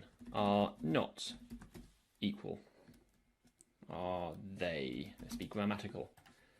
So have a go now at tweaking your if statement to use a different sign. Update the little comment so that it does something that we print something that makes sense. Just have a little play with a few different operators, as they're called there, and see and check that they make sense to you, and then we'll be moving on to the next little section. If everyone's happy with that, everyone's had a chance to play around with different signs and check that it all works for them, then I'll move on to the next little section. I'm going to delete that because it's not valid Python code and it will give us a big old syntax error if we try and run it. It was just a comment. So a question you might have thought of is, I wanted to do one thing when it's greater than 100, and we say it's large. And then if we wanted to print something when it's smaller than 100, we had to delete the code and change it and make it say something else. What we'd usually want to do is to do one line of code if this condition passes, or a separate line of code only in the situation where that line of code doesn't pass. And we can do that using a statement called an else. An else statement in Python always has to follow an if. By that I mean you can have an if statement with no else, but you can't have an else with no if. So you just write else and a colon, and here we write print my number, if I could spell, is small. And so now we can run if.py, it says 50 is small, we can say 990 is large. If we do 100 exactly, it tells us that 100 is small, because 100 is not greater than 100, it is equal to 100.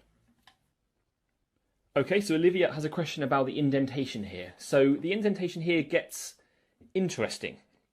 There is a consistency across Python with how indentation is treated, so it's worth taking some time to understand what's going on. The way that indentation gets applied is any line that's indented is always associated with a colon before, and that colon and the indentation associates this block of code with this statement here. So we could print hello as well. So these two lines of code are indented, so they're associated with the if parsing. This block of code is indented after following this colon, and so it's associated with this else. The if and the else are at the same indentation level because the else kind of sits next to the if, it's not inside it. And as I introduce the next statement here, you'll hopefully see why we don't keep on indenting, because you'll see that things get a bit messy. Because we might want to here do one thing if it's greater than 100, another thing if it's less than 100, but a third thing if it's exactly equal to 100. And for that, there's a thing called an else if. So here we say, if this thing's true, do this thing. Otherwise, if this thing's true, which let's make this my number is equal to 100, print my number is 100. And if that one's not true either, then it finally goes to the else.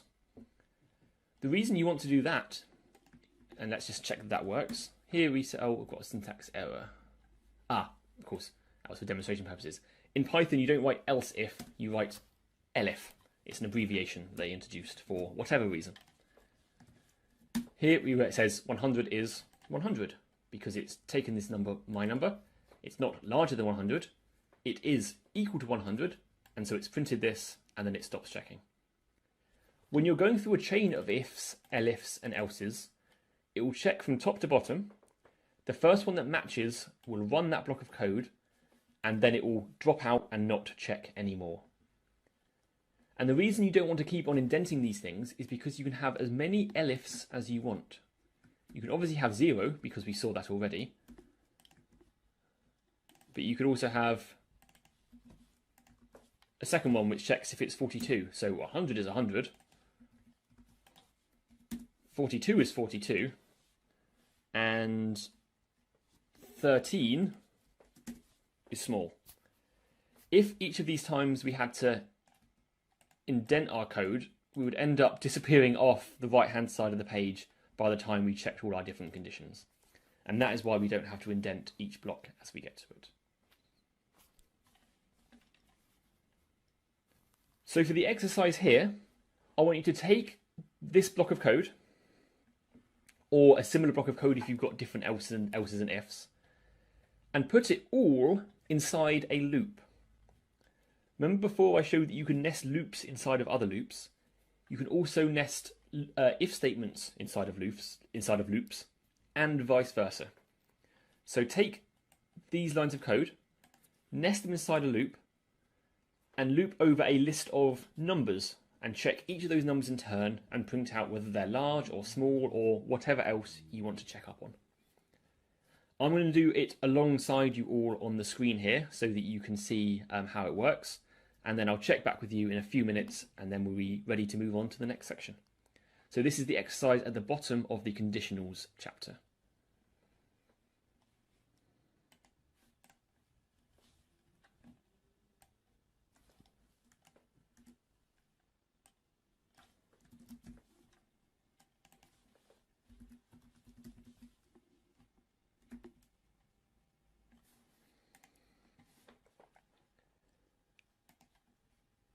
Okay, so we've got one person's finished now. I'm going to go through the exercise answer with you all now to explain how it's done so we can move on to the next section.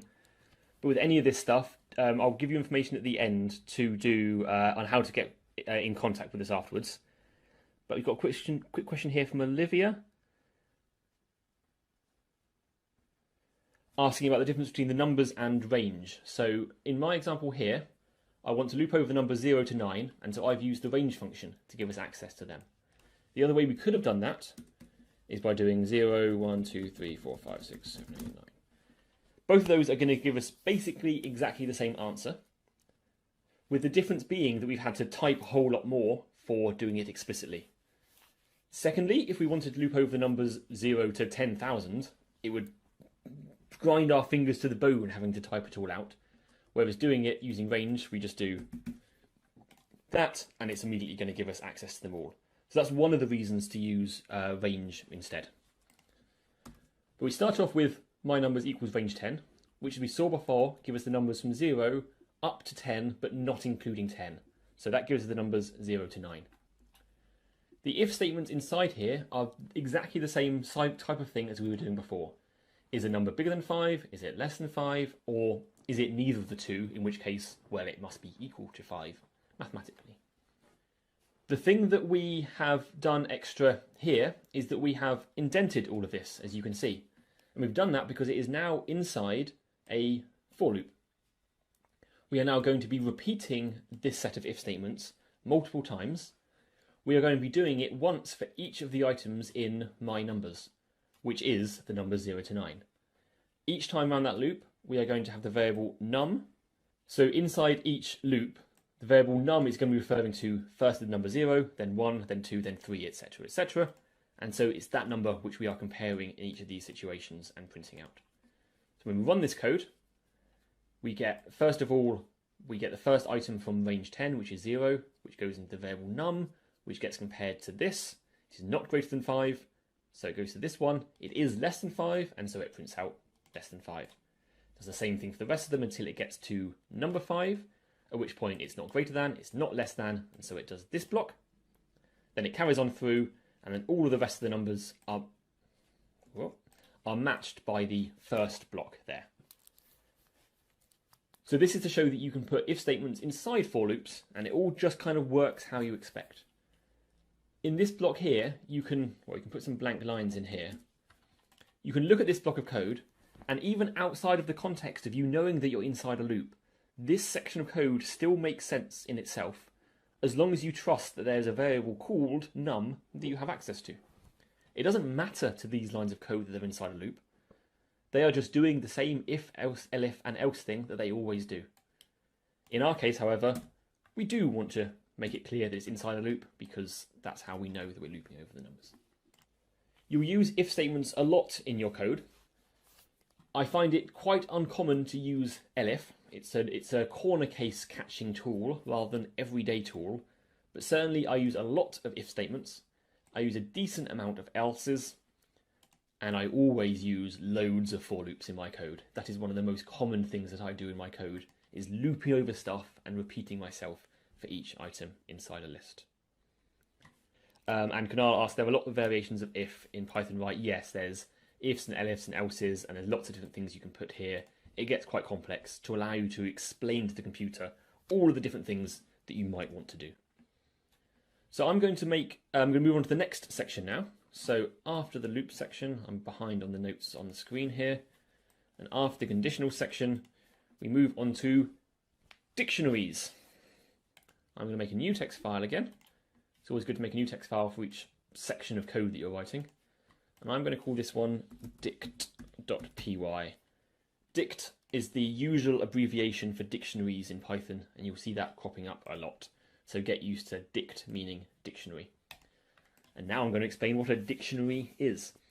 So a dictionary is similar to a list.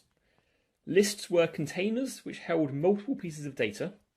They held them in a certain order, and we could access them either by looping over the list or by asking for specific items in the square brackets, asking for item 3 or 0 or -2.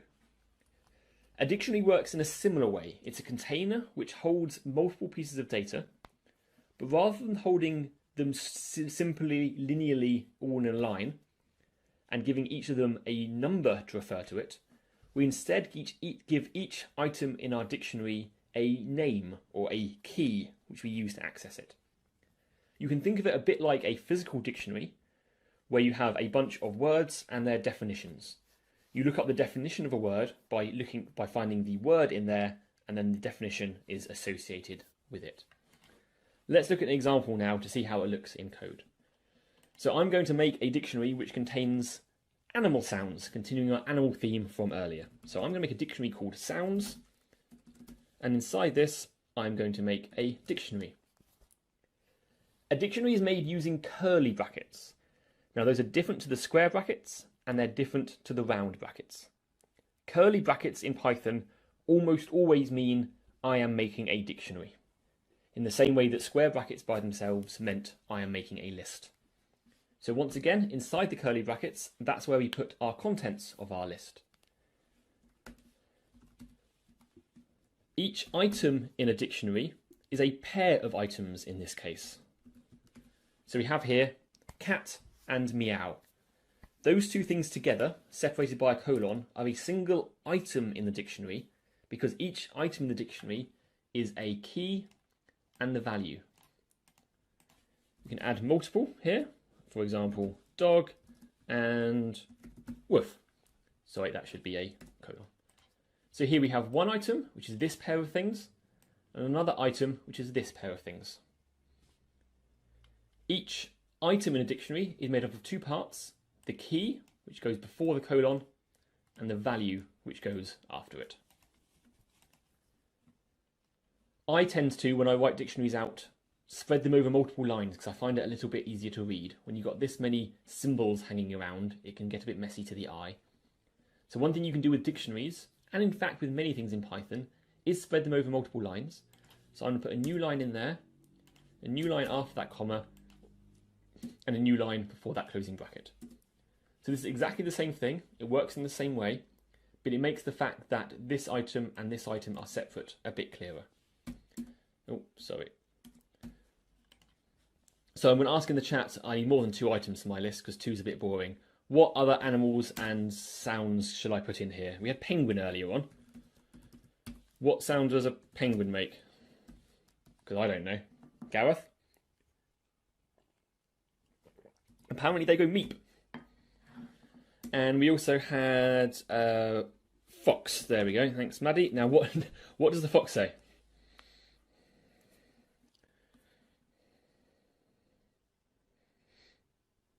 Screech.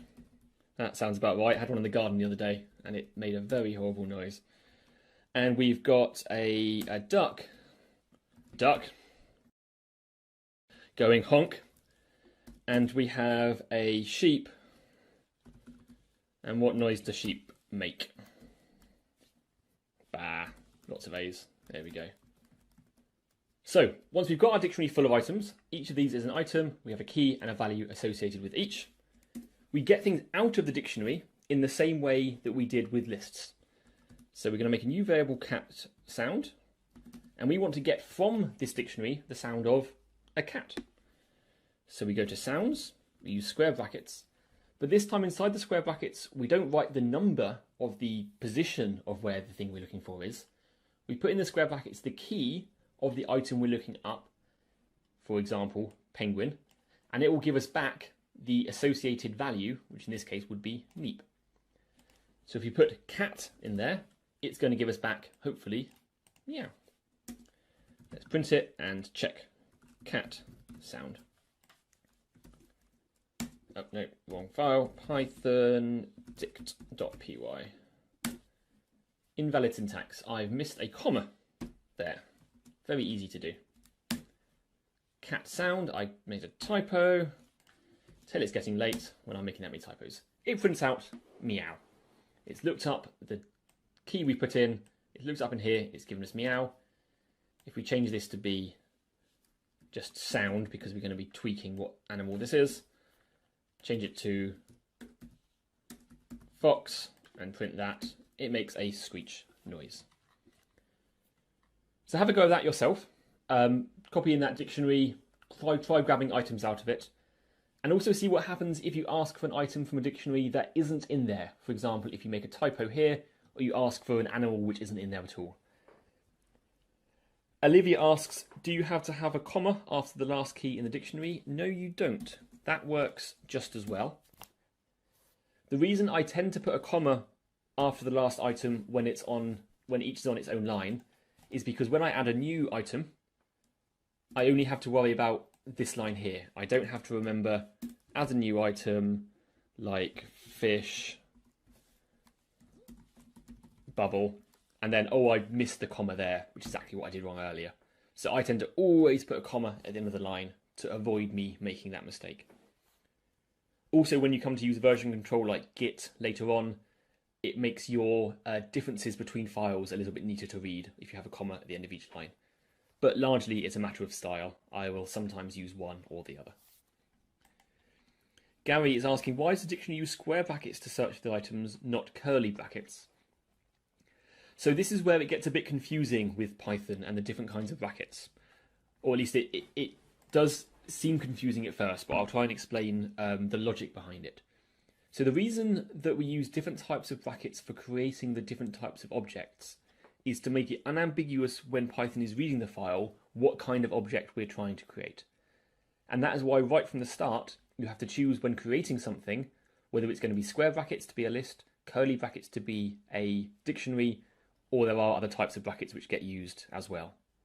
As for accessing stuff from lists, it's not ambiguous what we're asking for with the square brackets here, because each type of object can only be searched in one way. So if this were a list, then Python knows that square brackets is asking for it by number. This is a dictionary here, so Python knows that square brackets is asking for an item from it by its key. That allows Python to always use square brackets to mean give me something out of this list. And the syntax would always look the same, so you can look at the line like this and you don't really care whether sounds is a list or a dictionary or some other exotic type of data. All you care about as the reader of the code is that we know this is something which must contain stuff because we're asking for something from inside it, and we trust that the thing, in this case sounds, knows how to interpret it. The other reason is because there are lots and lots of different kinds of containers, beyond lists and dictionaries, which have their own syntax here. In more advanced Python tools, there are other tools which don't have their own individual way of creating with special brackets, but they are accessible using square brackets.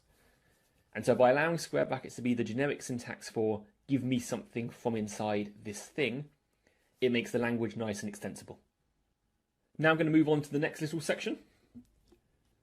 Like we did with lists, we created our list statically, we've created our dictionary statically, it's fixed in the file. With lists we could add items into it by using append, and we also saw the insert function when I was answering someone's question. Dictionaries have a similar ability. So I'm going to get rid of sounds fox.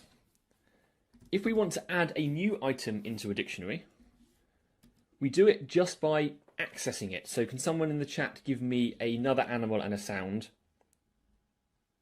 Tiger.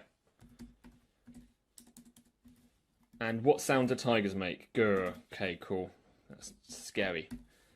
So you do it by accessing the item as if you're trying to get it out. But if it's not in there, because we've given it a value on the right hand side, it's going to insert that into it. And that means we can now do sound equals sounds tiger, and this will print out grr. Ronald is asking, can you modify the name of the key without changing the value? So we can change the contents of a value by doing this same thing. We could have put, for example, duck there and maybe make this a scary duck. But if you want to change a key, it's a little bit trickier. So you would have to, for example, let's say we've called this, let's say we made a typo, we called Tigger by accident. We would have to make a new one, sounds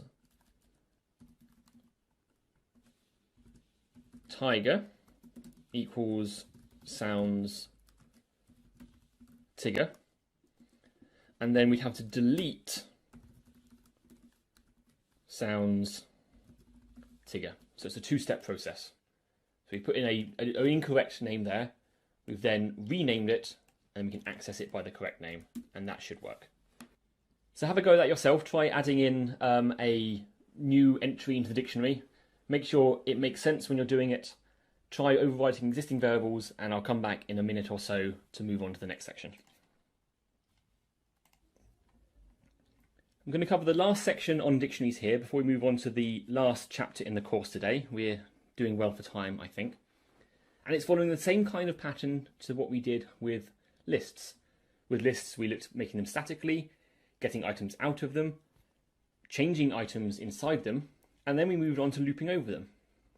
And when we loop over a list, we repeat each line inside the loop body once for each item in the list, and it works in a very similar way with dictionaries. So let's put tiger inside here because I don't want to leave any animals behind.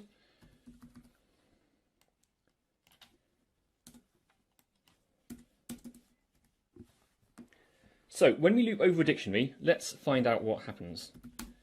The nice thing about Python looping and for loops is that they are very, very generic tools. You can loop over lots and lots of different types of things in Python, while the syntax you use basically stays the same.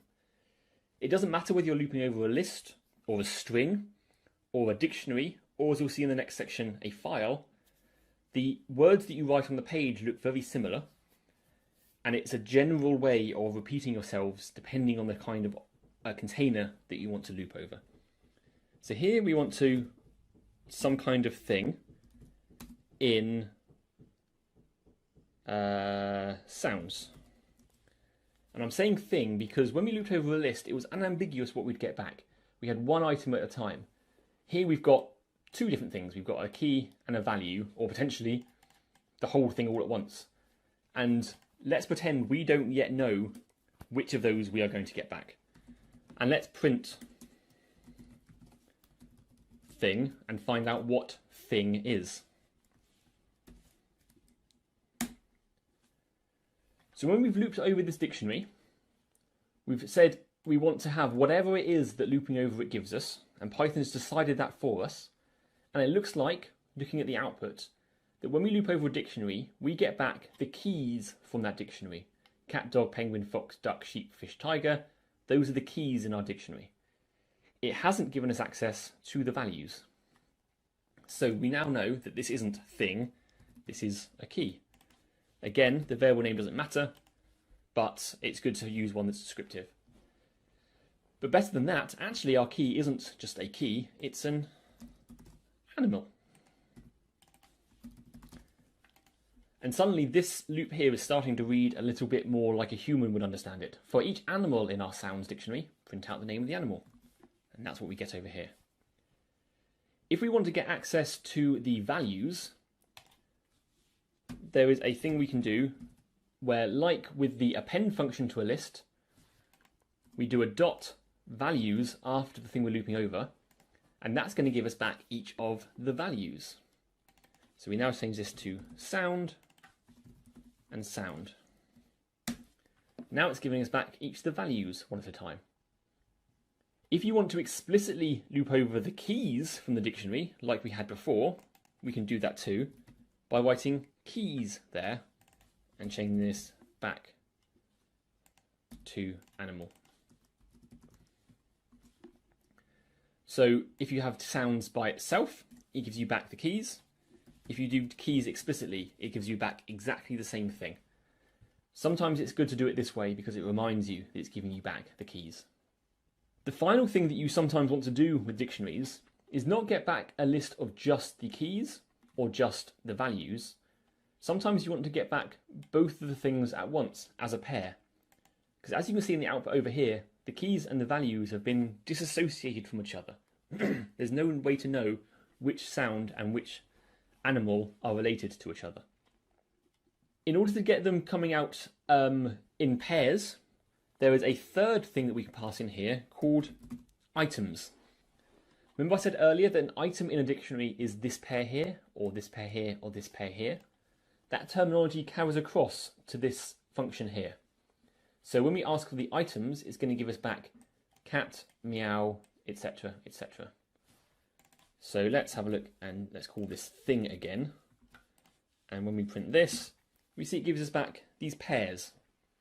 Now these pairs work in a very similar way, well in fact exactly the same way, as we saw with enumerate earlier. With enumerate, we solve the problem of it printing out it with the brackets and the quotes by putting two variable names in here. And we can do the same thing with items. So we can write, for example, for animal, because the first thing we're getting back here is the animal, comma, sound. And then our print statement, we can say animal goes sound. And when we run this, it writes cat goes meow, dog goes woof, etc, etc. This is a very common thing I do to be able to loop through a dictionary and get access to everything. But each iteration of the loop, I'm only being given access to one of the items, so the key and the value at a time. But that's really useful to allow me to go through and do something to each of the things inside the dictionary. Some questions in the chat there. So Rosalia is asking, my list is printing in a different order. Is that an issue? No, it's not. So until Python 3 point something, 3.4 or 3.5, the order of a dictionary wasn't preserved. So the order you wrote it here could easily end up being different to the order it's printed out at the end. As of a recent version of Python, they've changed it so that it's always preserving the order. But in general, it's good to not rely on the order of a dictionary. Treat it as a bag you've thrown a bunch of items into, and each time you loop over it, you stick your hand in and grab them in a random order. Assume that's the case, even if they end up coming out in the order you put them in. That's the safest way. And Amanda asks, can I assign more than one value to a key? You can. So let's look at dog. So here we've got dog making a woof noise. If we wanted to assign a list of values to it, we could say woof and bark. And so now when we print it out, we get dog goes woof bark. Of course, this isn't a very nice way of printing it. So we might want to have an if statement in here, which has something like if animal is equal to dog,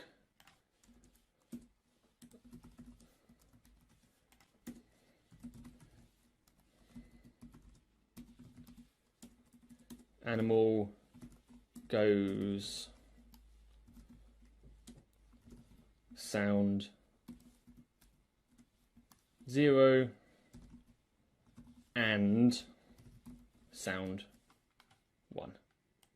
Make that a little bit bigger. So here we have assigned dog to have two values, and so when looping over it, we check if we're on dog. If we are, then we print both of the sounds. Otherwise, we print the one sound.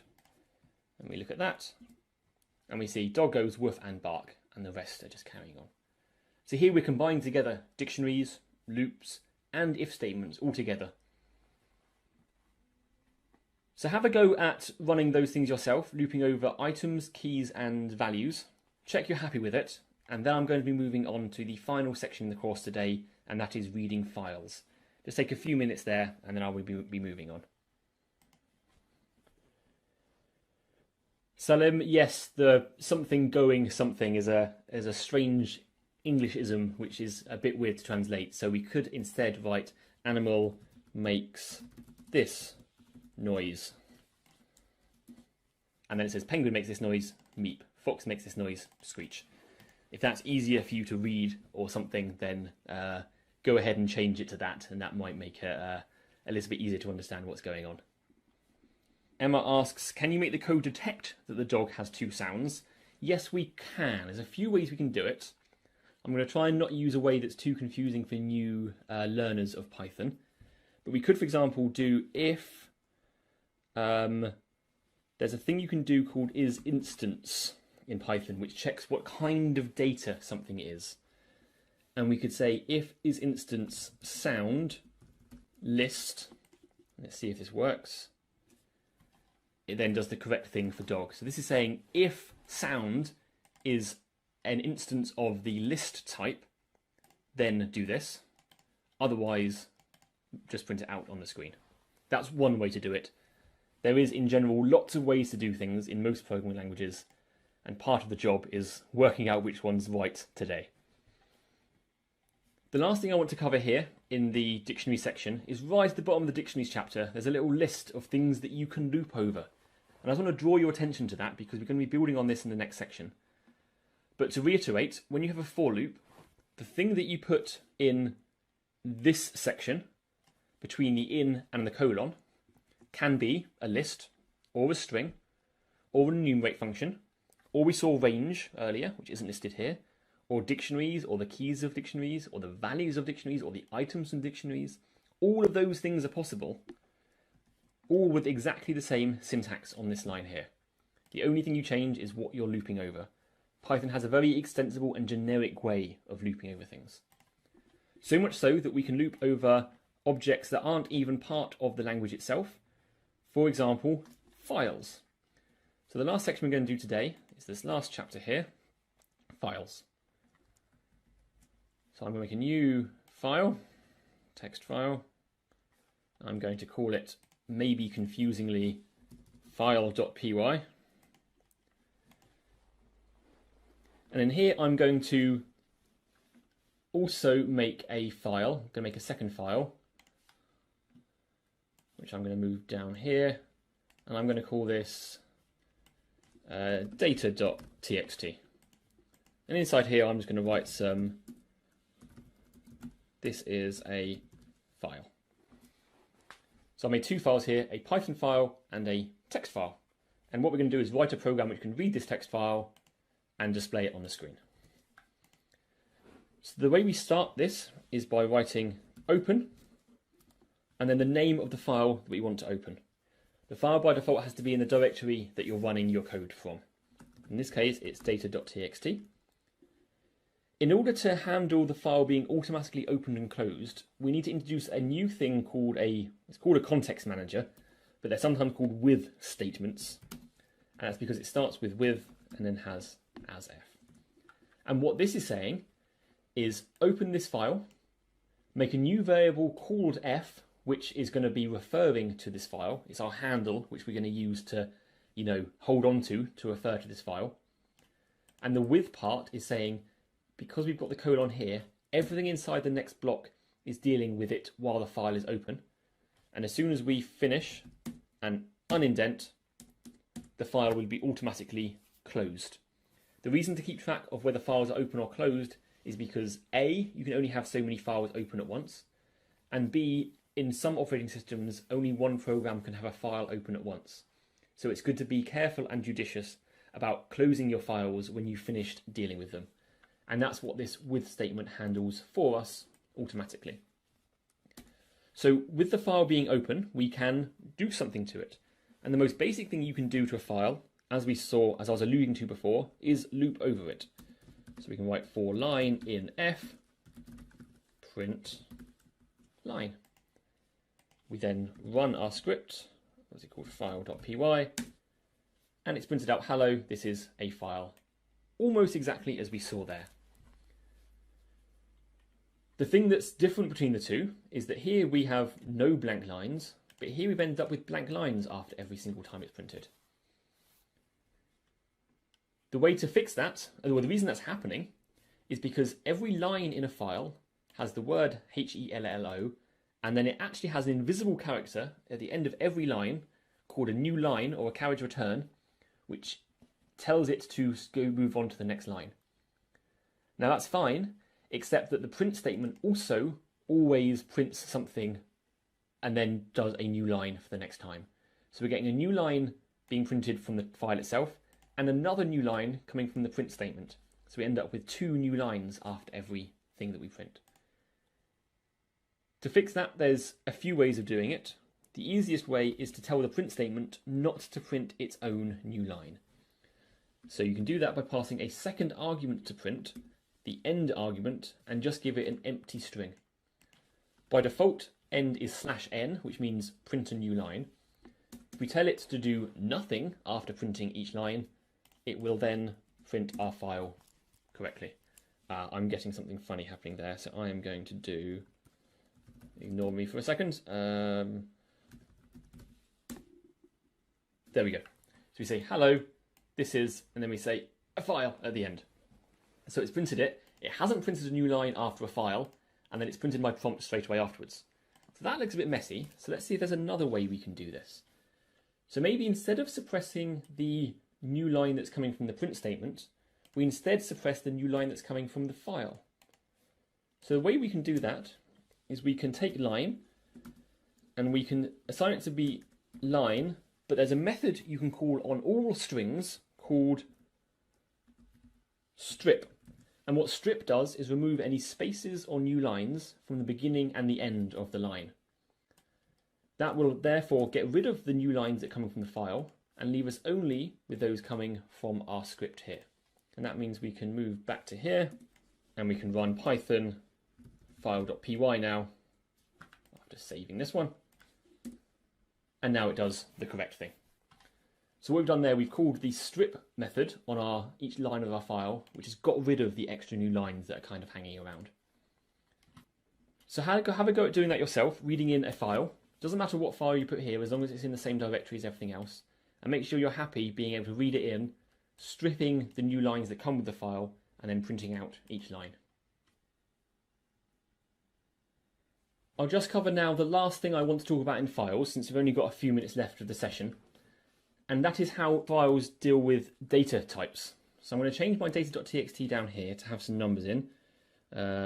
42, 9013. If we now run this again, we get those numbers printed out. Now we know that we're looping over numbers. We want to be able to do something like print line times 2. Maybe we want to double each of these numbers to get 62, 18,026. So if we run this now, see what happens. We get something strange. Instead of doubling the numbers to be 84, it's doubled the string. That's very strange. The reason it's doing that is because it's reading everything from this data file as if it is text, even if it is a number. If we know that everything in here is a number, then what we need to do is, once we've stripped it, to also convert it to a number by using, for example, the integer function. This is going to take what was line with new lines, strip off the new lines so it's just the digits, then convert it to be an actual integer, so that then we can do mathematical operations on it. This is like the difference between 2 in quotes and 2 by itself. So now when we run this, it does the correct thing. So a question there from Salim about art of knowing all the things that you need to do. As Gareth says, it just comes with practice. The more you do it, the more you learn stuff. I've been doing Python for 10 years or something now, so this stuff just becomes second nature the more you do this stuff. You shouldn't expect to be an expert at Python after a 3-hour session one afternoon. It takes time. But there's lots of people learning with you, and there's lots of people who can help. So that was the last thing in the file section. The very last summary section here has on it a big difficult exercise, which I'm leaving as a homework exercise for you if you'd like to carry on with this after the session. With that, I'm pretty much going to wrap up. Thank you very much for attending, and I'll hopefully see you all soon.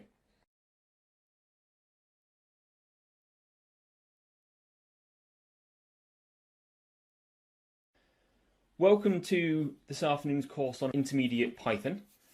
This is a follow-on from our beginning Python course, so this will be assuming knowledge about the basics of Python, so it will be assuming you know how to make loops and dictionaries and lists and things like that. We'll be working through some slightly more intermediate material as a follow-on from that course. Now the first page of these notes here go through setting up JupyterLab. In the landing page there was a link to some videos, which hopefully you've had time to go through to make sure everything's all set up. Otherwise, if you've been to our beginning Python courses, then you should all be ready to go anyway. But I'm going to go through that just in front of the room now to make sure everyone's up to speed, give everyone a minute to catch up, and then we'll launch into the actual material. So the first page of the course notes here are mostly going through getting JupyterLab set up. So I'm going to scroll down as far as the setup, and then there'll be a little bit of demonstration. So I've switched tabs now to JupyterLab. This was launched through Anaconda, and I've set it up in the same way as I showed in that video. So I've got a text editor on the left-hand side, in which I've already written a short Python script. Hopefully everyone here is comfortable with that level of Python at the very least. On the right-hand side, I have a terminal. In that terminal, I can run, for example, Python, and then space, and then the name of the script, which in this case is script.py.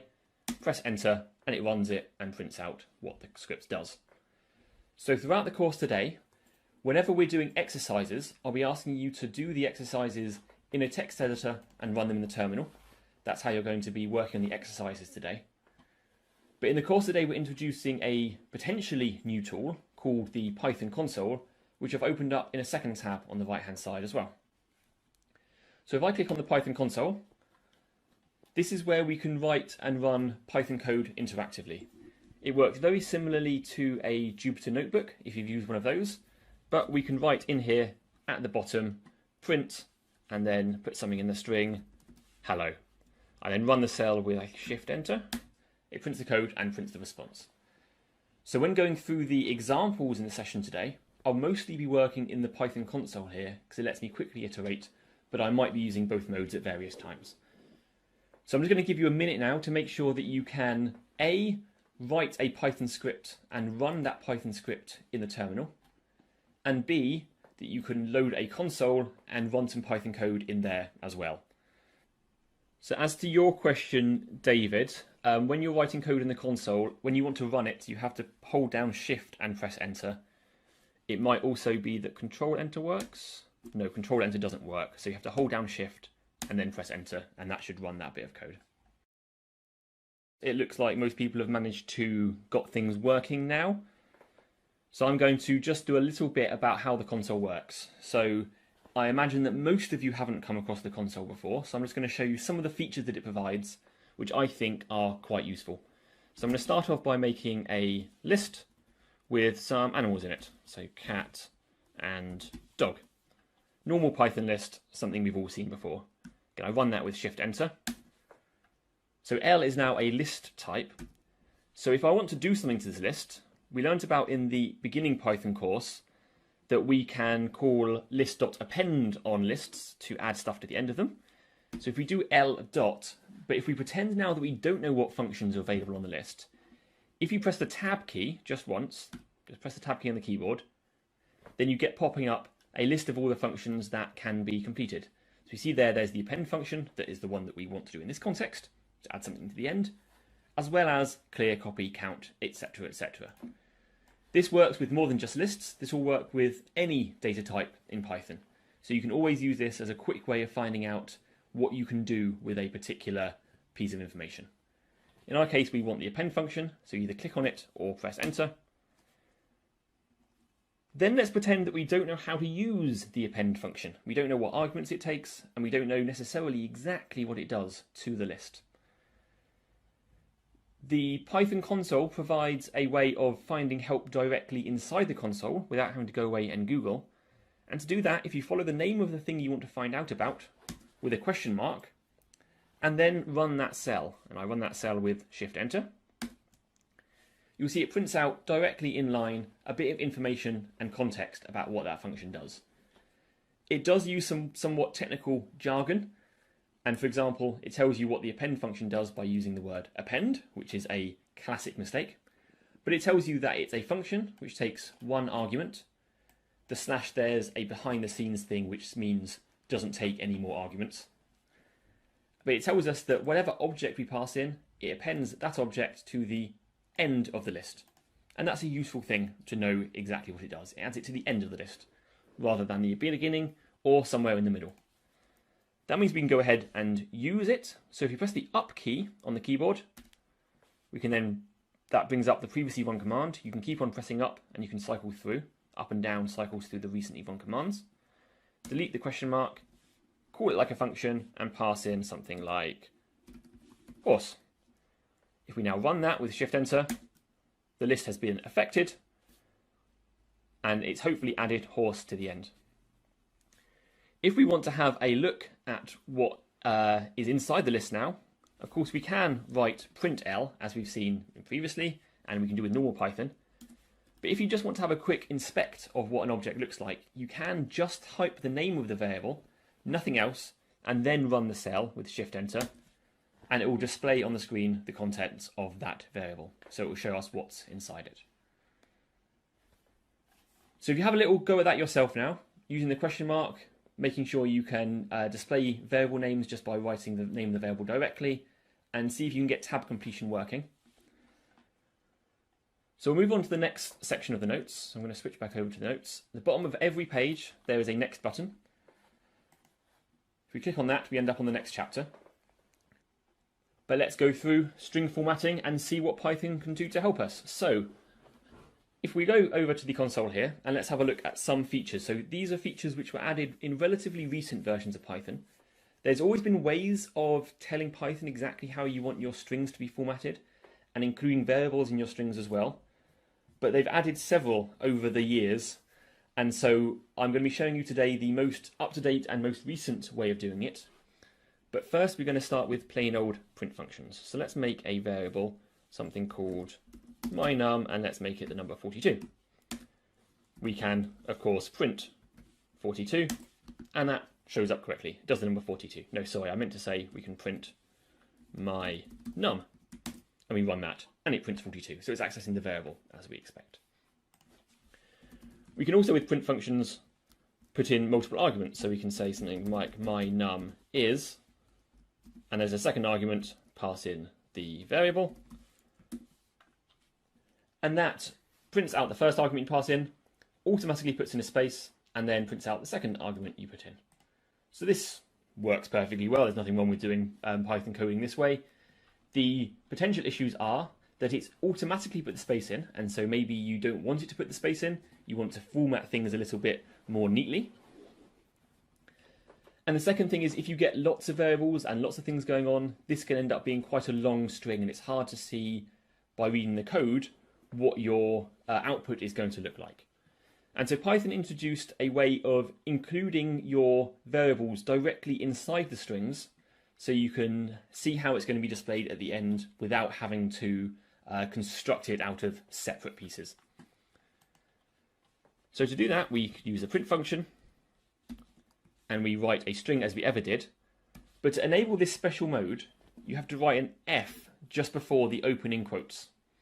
So you write an F and then the pair of quotes, and then inside the quotes we can use the special mode. So we write mynum is, but then instead of doing a comma and then passing a second argument, we can, directly inside this string, use curly brackets. Now previously we've seen that curly brackets are used for making dictionaries. This is a completely different use of curly brackets. It's a common problem in programming that there's only so many different types of brackets that they do end up being used for different purposes. But inside those curly brackets, we can just directly write the name of the variable that we want to use. So we just write my_num inside those curly brackets, and when we run that, it's going to write this and the space, and it sees the curly brackets and it's going to replace those with the value of the variable that's inside them. So run that with Shift Enter, and we get the same thing printed out. But here we've constructed one string which represents what we want the final product to look like, but we put placeholders in for where we want our variables to be replaced. You can do more complicated things, so we can write answer equals 42 and pi equals 3.14159 probably. Two variables there. And I can then print them out in an F string, all in one F string. So I write print, open closing quotes, again putting the F in front of the string. And inside here we can write the answer is curly brackets answer, the name of the variable. And then outside again, and pi is curly brackets, the name of the variable. And so it's going to replace this with the variable answer, this with the variable pi, and we'll print out the answer is 42 and pi is 3.14159. You can put more complicated things inside the curly brackets. You don't have to just put a plain variable name. So I'm just going to copy and paste a dictionary in here. So here we have a dictionary which has one key, which is answer, and a value 42, and one key which is pi, and the value is 3 point whatever. If we want to print that using an F string, we can do our F quote quote thing again, and we can copy our thing from before. But this time inside the curly brackets, we want to get the value out of the dictionary. So the dictionary is called myDict. We use square brackets, and then we ask for the key from the dictionary. And we do the same thing here. myDict, square brackets to get the key, and we ask for the string pi. You'll notice here that I've used single quotes to get the string for the keys, to get the keys from the dictionary, and that's because I've used double quotes for the outside. So you have to make sure you don't use a double quote if you've made your overall string using double quotes. Otherwise, it's going to think you're closing the string and it will get confused. But when we run this, we see we get the same thing printed out. So just spend a minute or so having a go with that, and then I'm going to set you the first exercise to make sure that the first exercise goes smoothly. And that's because we're going to use the first exercise throughout the course today, build up on it slowly, so we want to make sure that everyone's set in the first place. But first, have a go at doing this F string formatting and make sure that it's working for you. So if you go to the bottom of the string formatting chapter, and I'll do the same on my screen, you'll see a big yellow box with a big long looking exercise in it. So inside here there's a big chunk of code which we are going to be working on and improving as we're going through the course today. We're going to be using it as the primary bit of code to do the exercises on, to learn and play around with the techniques that we're learning about. Luckily, this first exercise is nothing more than take this bit of code and run it. So I'm going to do the same thing as you will do. I'm going to copy this code. I'm going to move over my text editor. I'm going to make a new file, a new text file, put it over here, and I can close scripts.py. I'm going to paste all that code into that text file. I'm then going to rename it to encode.py. Because what this is doing, it is going to take a string and it's going to encode it into Morse code. Now the layout on the screen looks a little bit funky because of the line wrapping. But this up here is a dictionary which tells us for each English letter how to convert it to Morse code. So the first exercise is to take this code, paste it into a file, call it encode.py, and to then, in the terminal, not in the console, but in the terminal, to run it using Python, or if you've been told to, Python 3, encode.py. And you should get printed out incoming message, SOS, etc., and then Morse encoded dots and dashes. So take a minute now to do that same thing. Copy that from the example in the notes, paste it into a file called encode.py, and make sure you can run it in the terminal. Once that's all there, then we can move on and start learning about the first of our new techniques for this course. I'm seeing a few questions in chat. So the first one from Bryony, your syntax error. If it's saying that F strings are an invalid syntax, then there's a chance that it's because you're running on Python 2. So if you're getting that, when you run your code in the terminal, instead of writing the word Python, run the word Python followed by a 3, then a space, and the name of the script. And that will hopefully give you something that's working. F strings were only introduced in a recent version of Python. So functions are the first in the journey that we're going to be taking today. The general theme of the workshop today is learning about how you can take your scripts that you've been writing so far and package them up, make them reusable, make it so you can share them, and make it so that it's harder to make mistakes when writing code and when people are using your code as well. That's the general journey we're taking, and functions are the first step along that route. So functions allow us to reuse code. That's their primary purpose. One of the biggest sources of mistakes in programming is when you copy and paste some code and you make some kind of mistake when you're tweaking your pasted version, and it makes a mistake and then your code gets something wrong and it's really hard to spot. Functions are one of the ways that you can avoid that problem entirely and make it so that you can have a single unit of code which can be used in lots and lots of different contexts throughout your code base. So I am going to go back to my console over here on the right, and we're going to have a look at how we can learn about functions. So I'm going to start off with an example not using functions, and then go through the route of turning it into something which can be reused.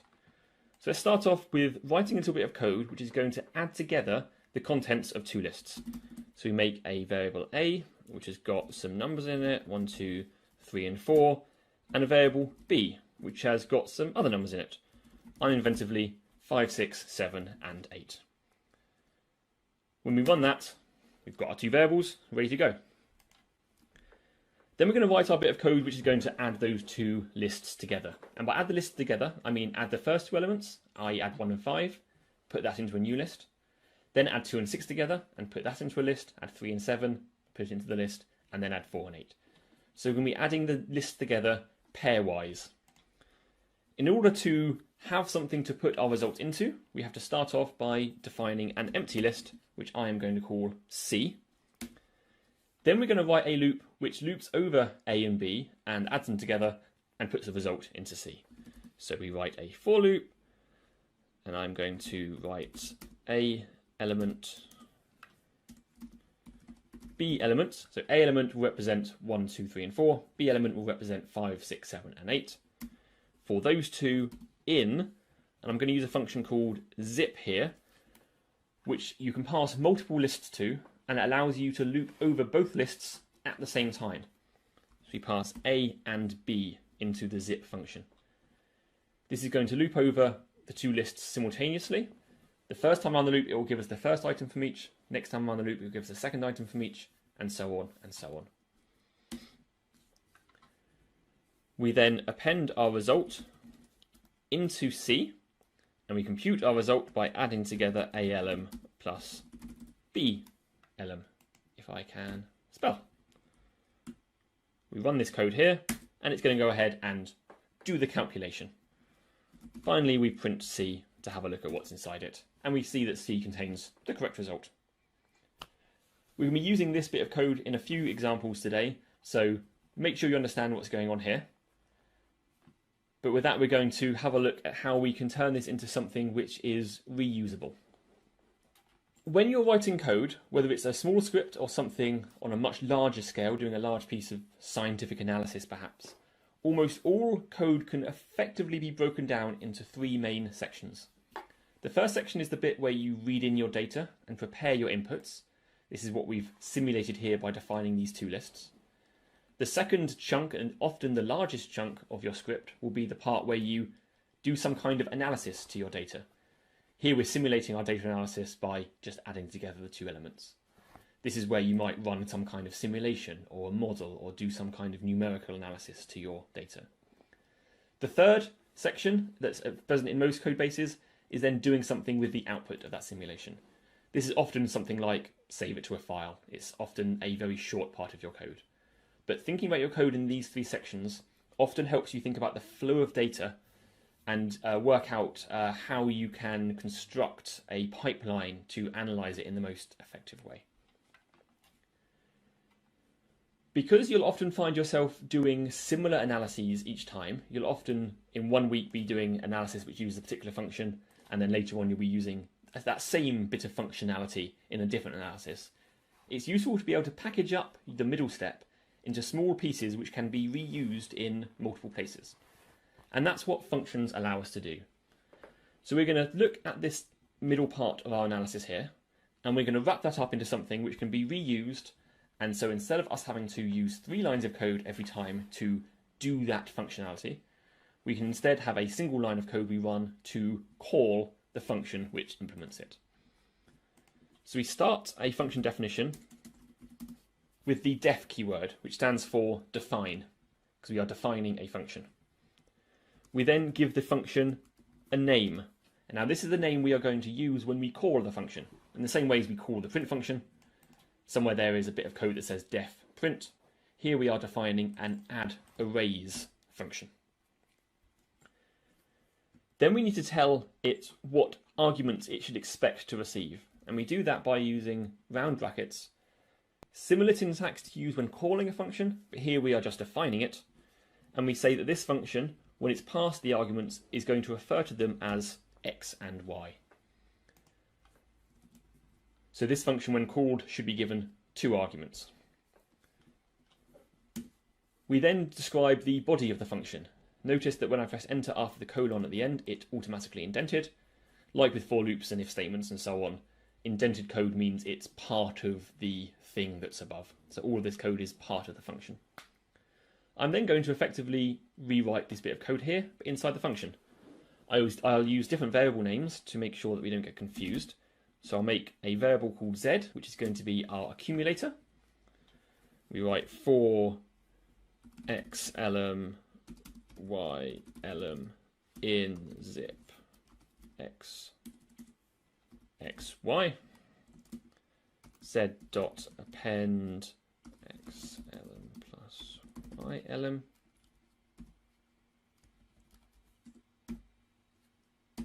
Okay, and I made a typo there, append. And then last time that was all we had to do because the C variable was left in the same level as everything else. So after we'd done our code, we could simply print C. This time, because we're inside a function, we've got our own little set of variables which are internal and private to that function. So in order for anything to get out of the function, to escape to the outside world, we have to explicitly return anything that we want the outside world to get access to. The thing that we want to return from this calculation is the variable z. And so to return it to the person who called the function, we use the return keyword, followed by a space, followed by the name of the variable. So the way we read this is we are defining a function called addArrays, which takes 2 arguments. Inside the function we are making a list, adding stuff to it based on some kind of calculation, and finally returning that new variable which we've just defined. If we run this cell, nothing has yet happened. We haven't executed the code inside. All we've done is define the existence of a function. But that means that we can now call this function in the same way as we do with print functions, sorry. We call it by using the name of the function that we just gave it, addArrays, and we pass it 2 arguments because that's what we defined it to want. It expects lists, and so we're going to give it the name of 2 lists, A and B. Notice that the lists in this top scope are called A and B, but inside the function they're called X and Y. That's perfectly fine. They don't have to have the same name at all, and in fact it's often better if they don't have the same name to avoid confusion. In the outside world we refer to them as A and B. The function knows them as X and Y. They're the same data, but they have different names in the different contexts. If we run this function, call it passing in A and B, and run that cell, I made a mistake. That should be append those added together, not add them as 2 arguments. Now, if we run this function, we get printed out the correctly added data. So we've got our 6, 8, 10 and 12, which is the correctly added together A and B lists. So Amy's asking, with zip, can you multiply, divide, etc. A and B? Absolutely. So if we look at our code here where we're doing our zip function, all that zip is doing is providing us with the elements from those 2 lists. So the elements of X and the elements of Y are going into these 2 variables. Here we are deciding that we want to add them together, but we could just as well replace that plus sign with a multiply or a divide or absolutely anything else you'd want to do with those 2 variables in order to process the data as you see fit. So if there's no more questions, we'll move on to the next exercise. So going to the notes at the bottom of the functions section, it's a chance for you to have a go at writing some functions for yourself. So the first exercise here is to take that code from that last section, which I'll just show on the screen, and to turn all the code from here to here into a function. So to move that section of code inside a function by defining a function, defining the arguments. In this case, it will take 1 argument, which will be the message to be translated, and then to call that function and check that it's giving you the same result. Once you've managed to do that, there is a second chunk of code which you can start by copying and pasting into a file called decode.py, and then you want to do the same thing to that chunk of code. Copy everything from the empty list creation to the join and put that into a function as well. In the first exercise of the 2, your function should be called encode, And the second exercise, your function should be called decode. I'm going to give you a few minutes to do this. And if at any point you want a bit of help, either ask in the chat, but also note that every exercise has an answer link afterwards. So do feel free to have a look at the answer to see if you can learn anything from it, or if you want a little bit of clarification.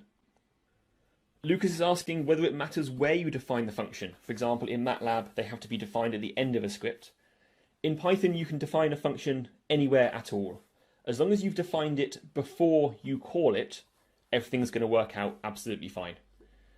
There's a general convention to define your functions at the top, but as long as they're defined before they're called, it will work just fine. And Luca is asking, when you define a function, does it remain in Python when you run it another time?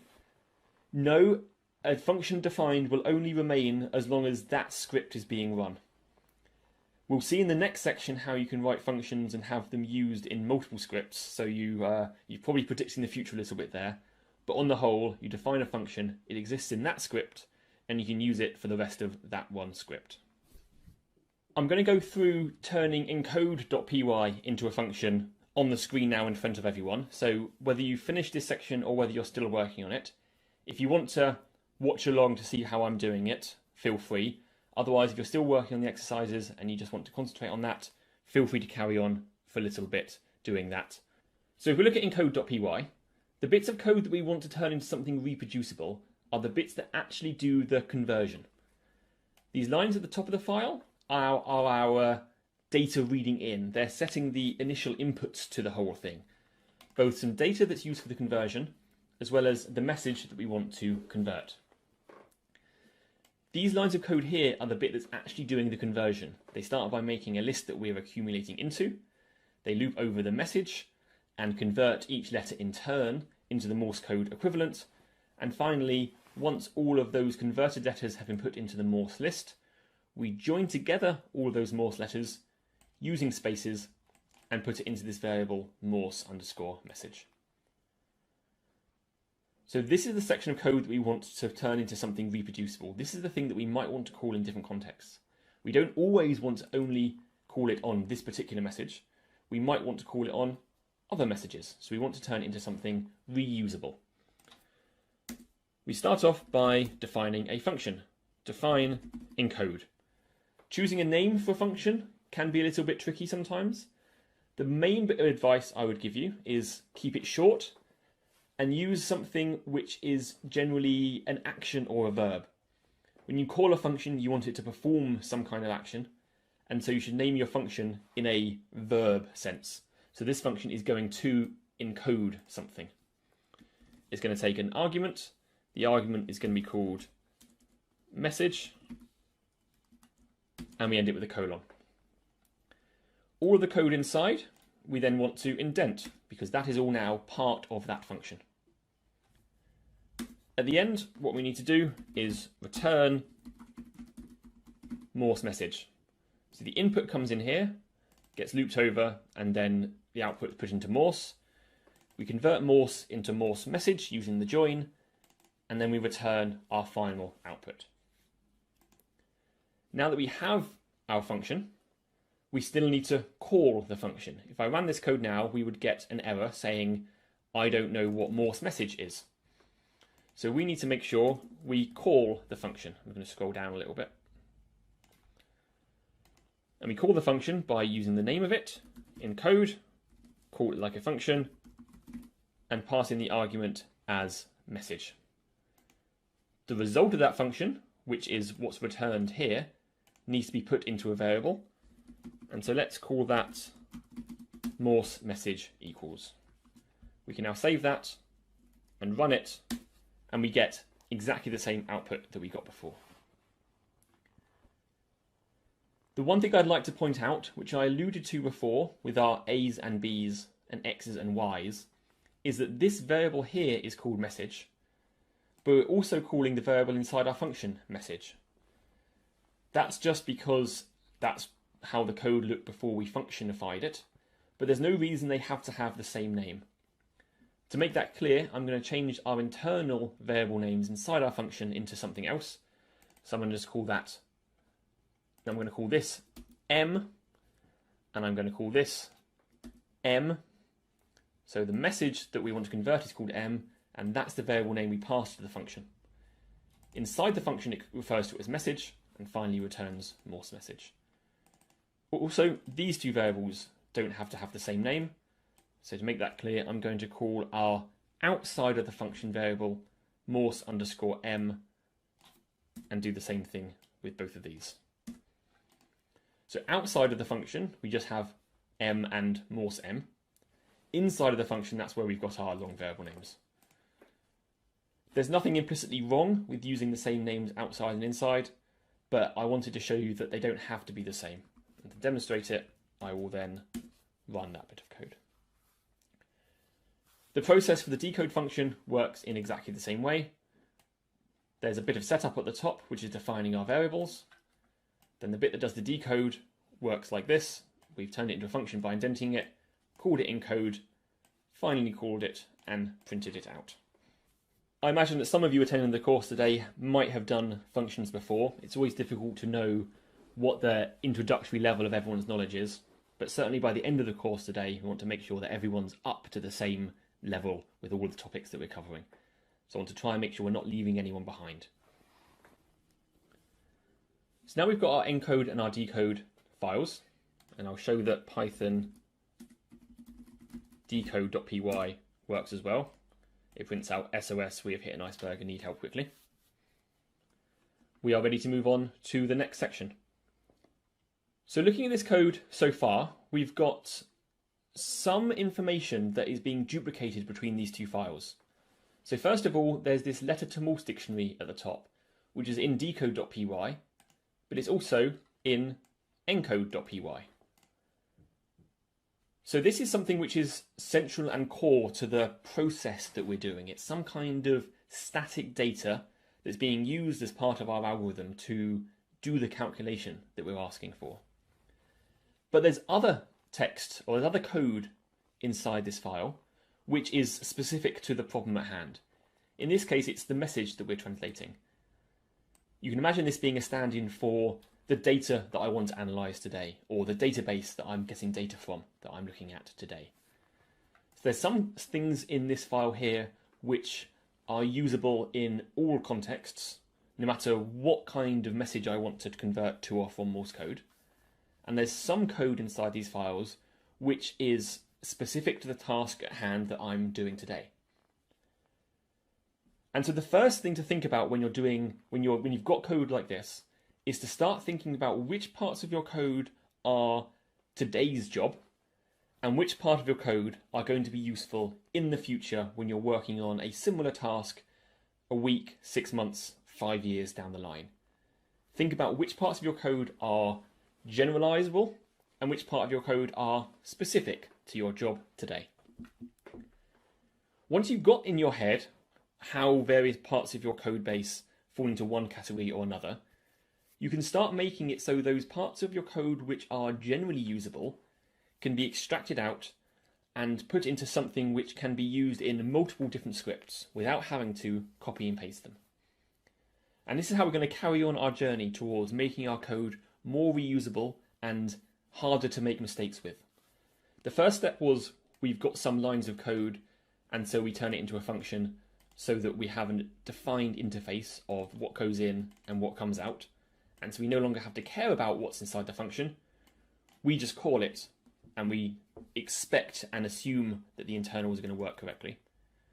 The next step along that path is to take the parts of your code which are reusable and to put them somewhere where all your scripts can find them. And that is a feature of Python called modules. And so to demonstrate it, I'm going to show you how we can do it with the add arrays example that we were playing with before. I'm going to make this a little bit bigger here. So I'm going to make a file called arrays.py. And inside that, I'm going to put that same function that I defined over there on the right-hand side. So this is a normal Python file. It is as you've written any other time. There's nothing special about it. but this is going to turn into a module as we work through this little section here. To turn a Python script into a module in Python requires no work whatsoever. We have our arrays.py, which has inside it a function. That means we can go to our console and we can write import arrays. You might have seen import used when you're working with, for example, NumPy or Pandas or other third-party modules that you might have used before in Python. But this allows you to write your own modules, which you can put in functionality which you want to use in different contexts yourself. When we write import arrays, it's going to first of all look in the current directory for a file called arrays.py. And because we've just created one, it's going to find this file and it's going to import this module. We run this with Shift-Enter. We can then do arrays dot, because dot is how in Python you get access to something that's inside something else. We have the arrays module, which is this whole file on the left-hand side. And from that module, we want to import the add arrays function. Now, if your tab completion is working, you should, after typing arrays dot, be able to just press tab, and it will show up there arrays.addArrays, and it's a function. We can then pass in A and B and run it, and it gives us out our answer. Now, this addArrays function is the one coming from the module arrays, which is the one that's defined over here. And that means as long as this file is in our directory, we can restart our computer, we can change and restart the console, but as long as we write import arrays, we should get access to it. If you're having any issues with this, and I'll give you a chance to have a go with this yourself in just a moment, the first thing to check is that you've saved your arrays.py file. Up here you should see a black X next to the file name in the text editor. If you see a little black circle next to the file name, make sure you've saved the file by going to File, Save, which is Control S or Command S. If you have done that, then the next thing to try in the console is if you right click in the console and select Restart Kernel, that will clear everything out after pressing the big red restart button. You have to scroll down sometimes, at which point we can import arrays again, define our A and B,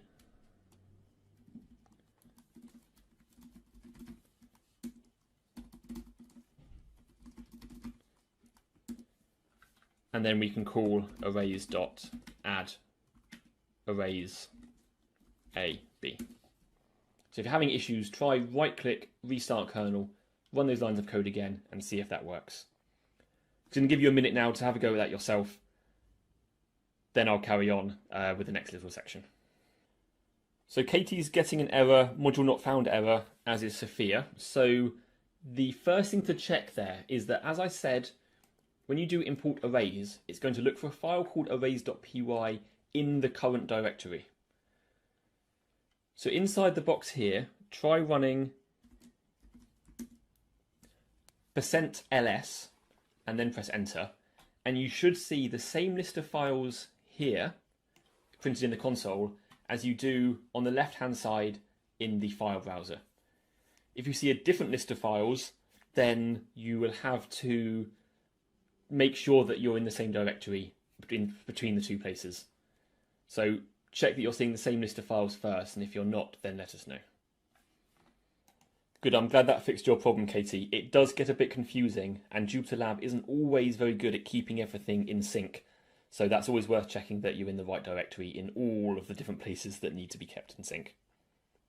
And Sophia, if you're not in the right directory, so for example, I'm going to put myself in the wrong directory. So on my computer, my code is sitting in home mat temp/python. I've put myself into the wrong directory. There we go, that's working. But if you want to move, then %cd space the name of the directory you want to move into, which is Python. CD stands for change directory. Run that, and then %ls should work. Kunal points out that if you put in different length arrays, then the resultant array has the length of the shortest.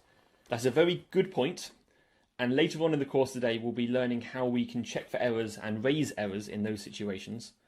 But to demonstrate what you're talking about for everyone else, if I make A and B different lengths and then run the function, we see that 4 never gets added to anything. Now there's two reasons for why that happens. Firstly is that there's no definition of what 4 added to nothing would be, and so it makes sense that it's not able to guess it. But the real root cause for it is that the zip function only loops over the arguments that passed in as long as they all have elements left. As soon as one of the arguments passed to zip runs out, the whole thing stops. That's something to be aware of when using zip. Bryony, you're seeing name error, name arrays is not defined. Make sure that you have run import arrays before you try and call the function. So you have to import arrays. You have to do that every time you restart the console, every time you do a new script, in order to make sure that arrays has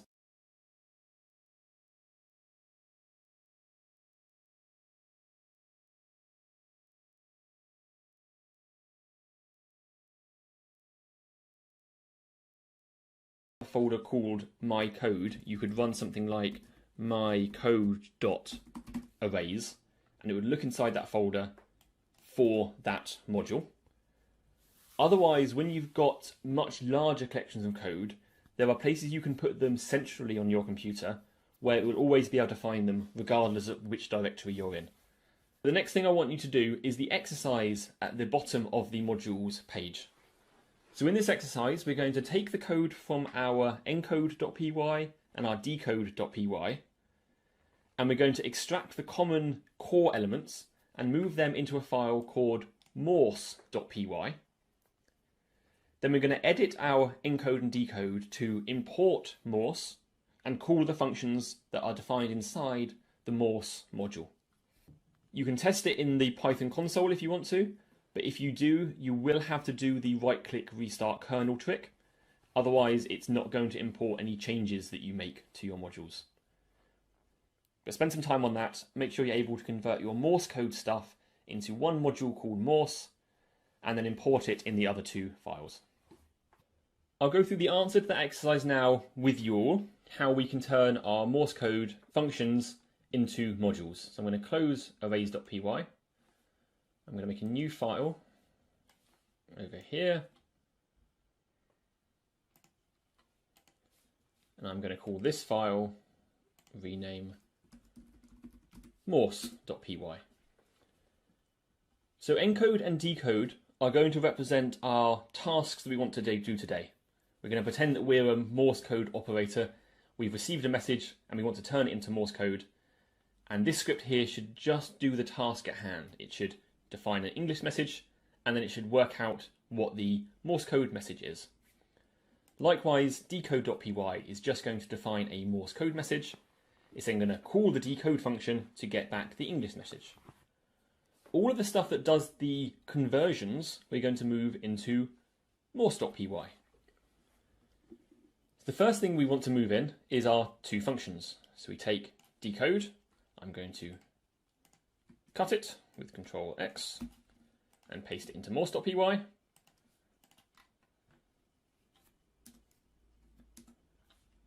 And I'm going to do the same thing with encode. And paste it into morse.py. So you've got our two functions in here. But if you look at the encode function, for example, it's taking in one argument, which this function is going to refer to as message. So inside this function, using message as a variable name is valid. We can access that. We define the Morse variable. We loop through message to make a new variable called letter. This is all fine. This is all consistent. On line 6 here, we try and access the letter to Morse dictionary. And from the point of view of this function as it's written, it doesn't know what the letter to Morse dictionary is because it's not inside this module. And so we need to make sure we also move in any data that these functions need into the module as well. And so that is the letter to Morse dictionary, as well as this bit of code which calculates what the Morse to letter dictionary is. These 4 lines of code here invert the dictionary, turn keys into values and values into keys. So I'm going to take these 2 variable definitions here, I'm going to cut them, and I'm going to paste them into our module. I'm going to save that file, and I'm going to get rid of it out of here because we don't need it in here anymore, because it's not used anywhere in here. And you see that has massively simplified the encode and decode files. They are just dealing with a task at hand, defining a message, decoding the message, and printing the decoded message.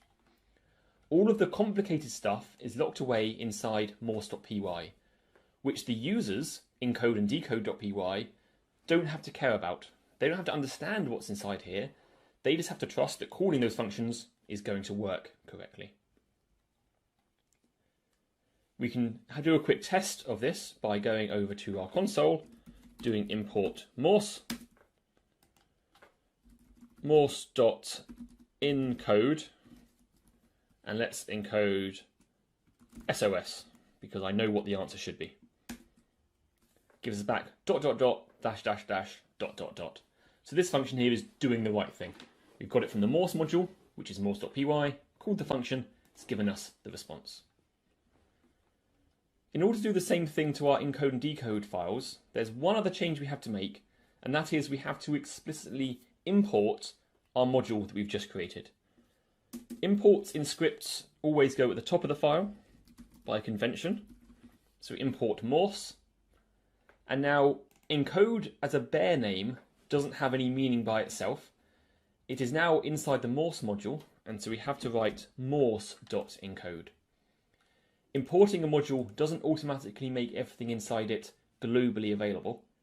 It keeps it inside what's called a namespace, named after the name of the module, which we access inside using the dot syntax. This means if we go to our terminal down here and we now run python encode.py, it's printing the right thing. We can make the same change to decode.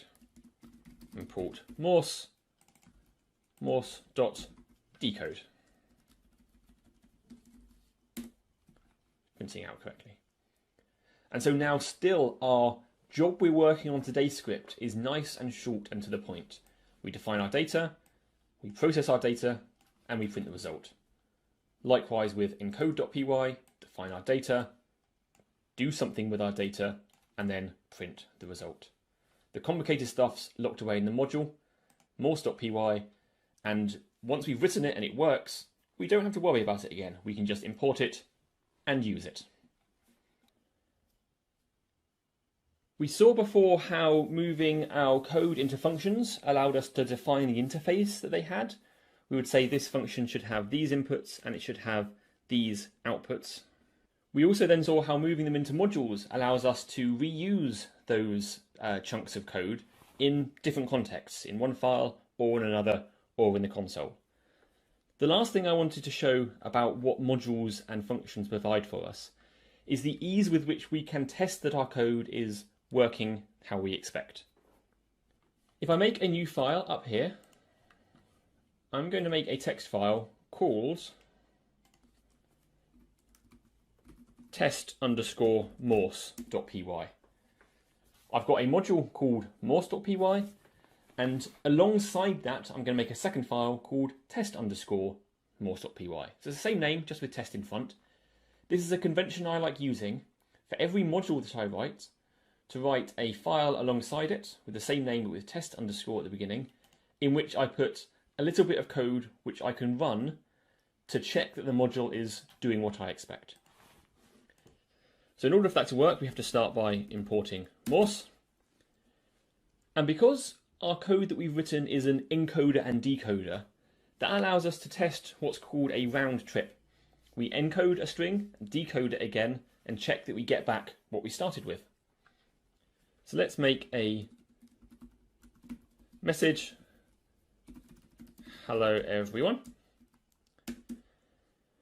We then make a new variable code, which is created by doing morse.encode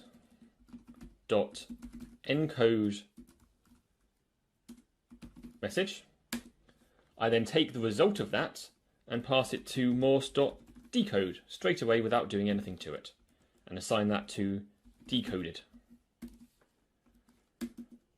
The last thing I do is then print out, checking that message is the same thing as decoded.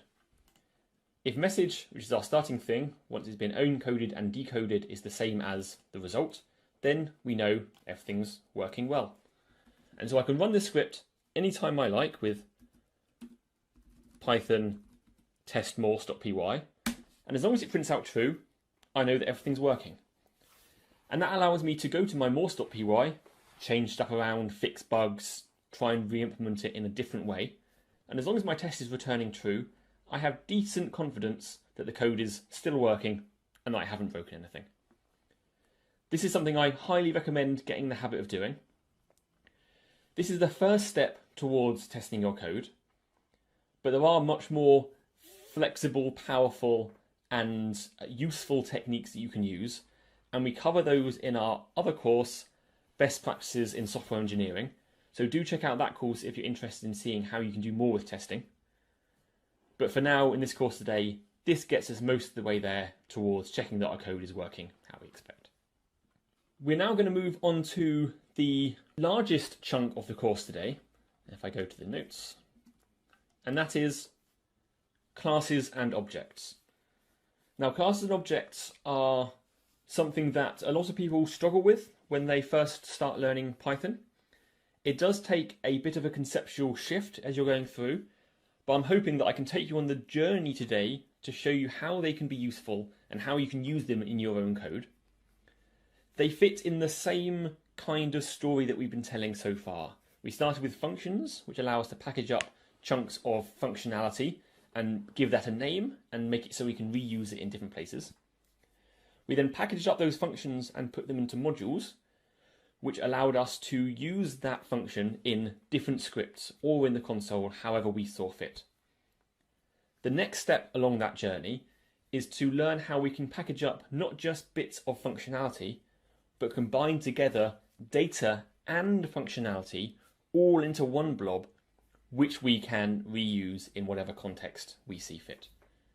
And the way that Python and most programming languages provide that is using a technique or a feature called classes. Through the example here, we're going to be writing some code which represents a dog.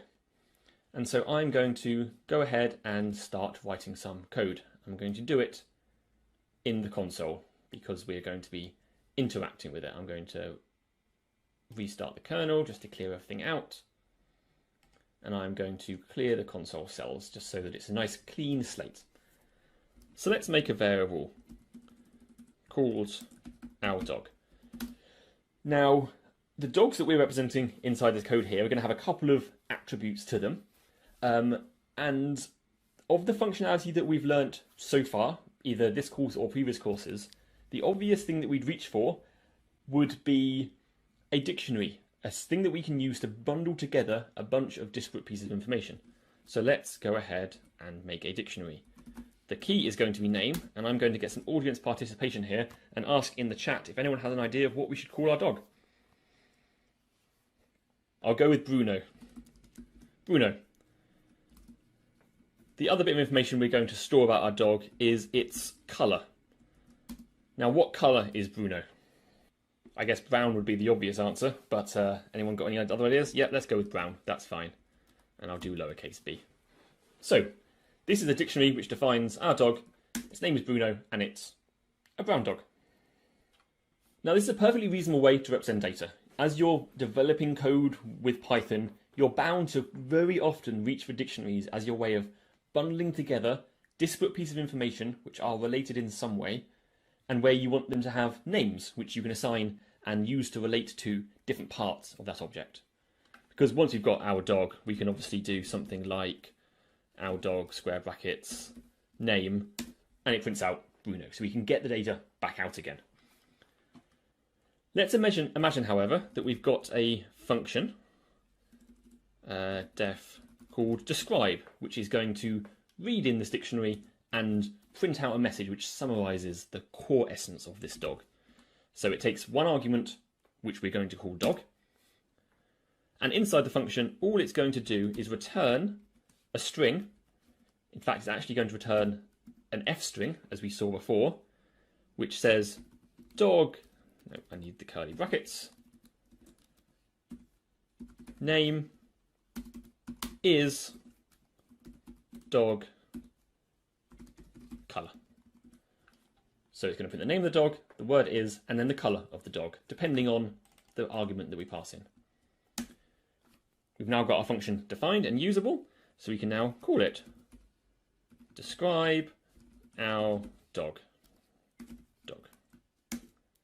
Bruno's brown. Good. That's all working fine.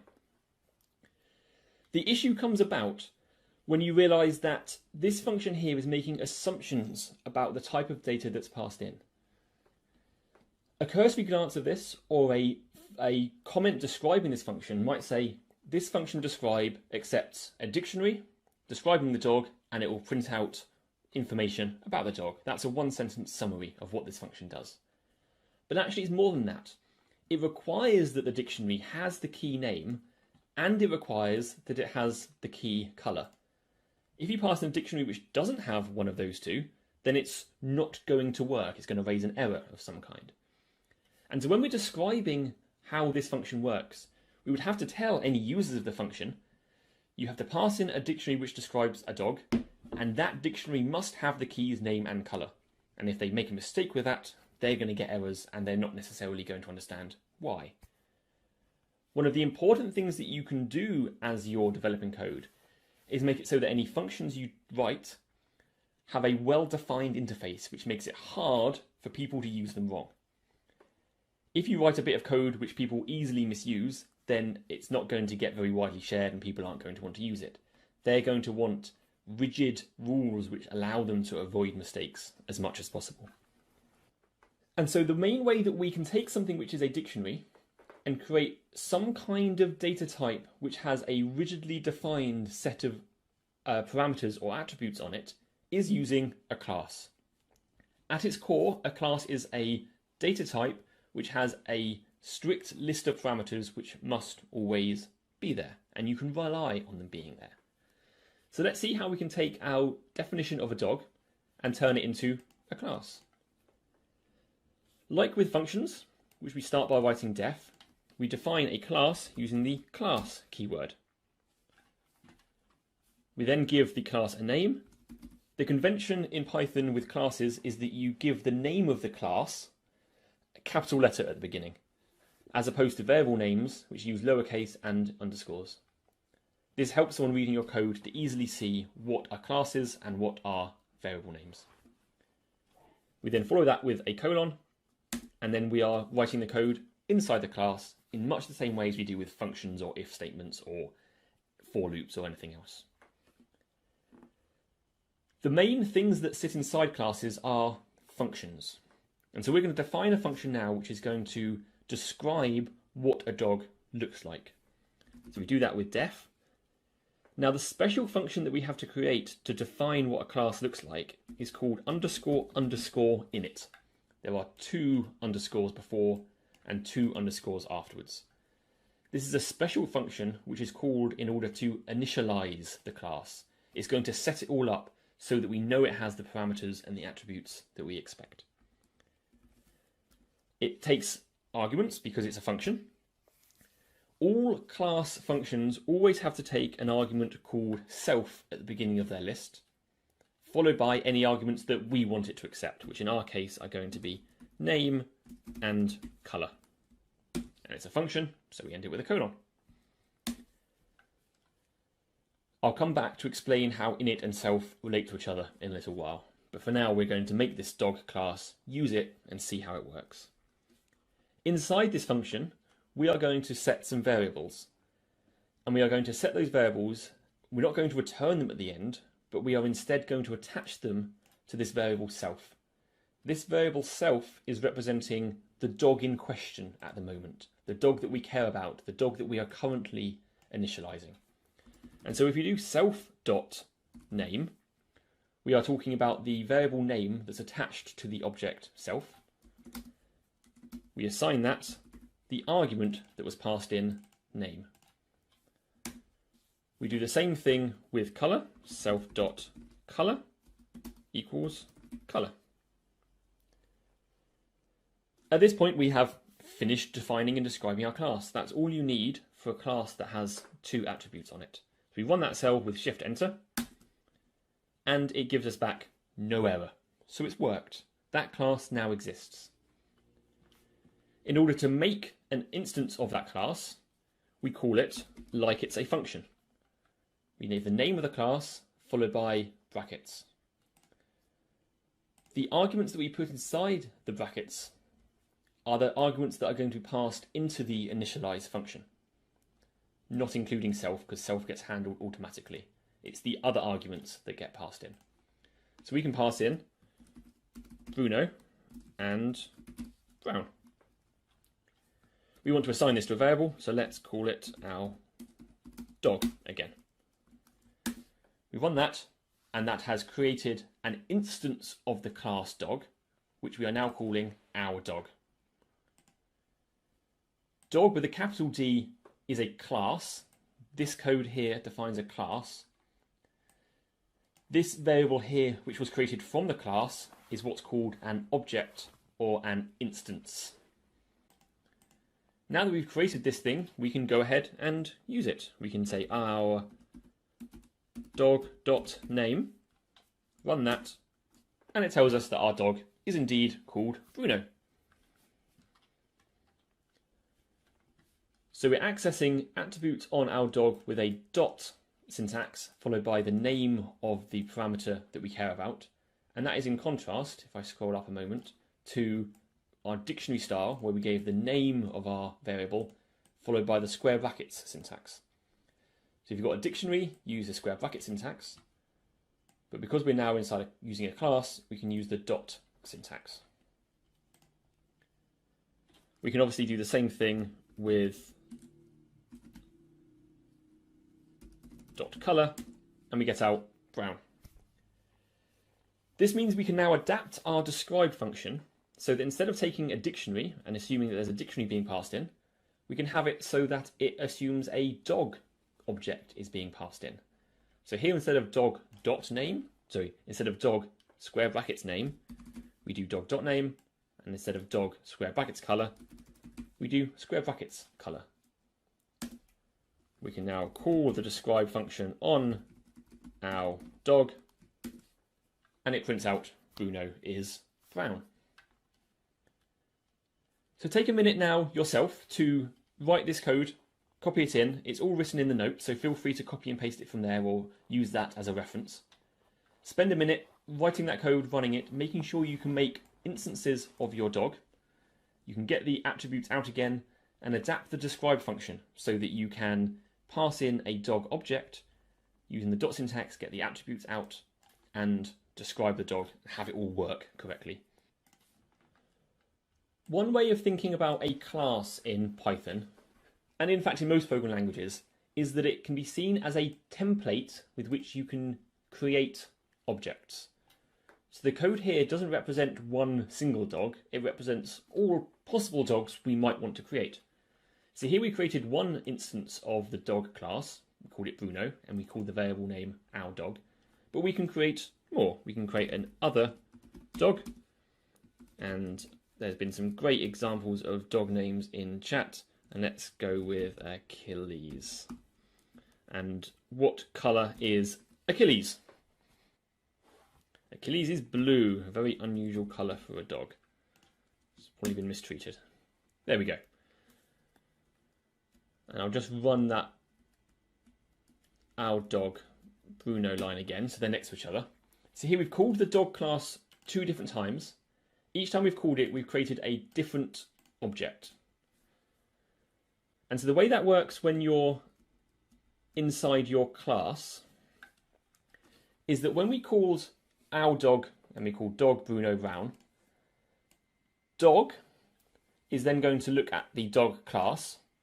Because we're calling it with the brackets, it's going to create an instance of that class, which is going to need to be initialized.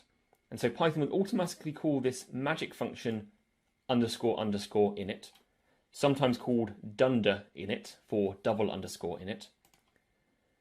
And it's going to pass in the two arguments that we passed in here as name and colour. The self object here is referring to the same thing as what's going to get passed out at the end. So self here refers to the same thing as our dog.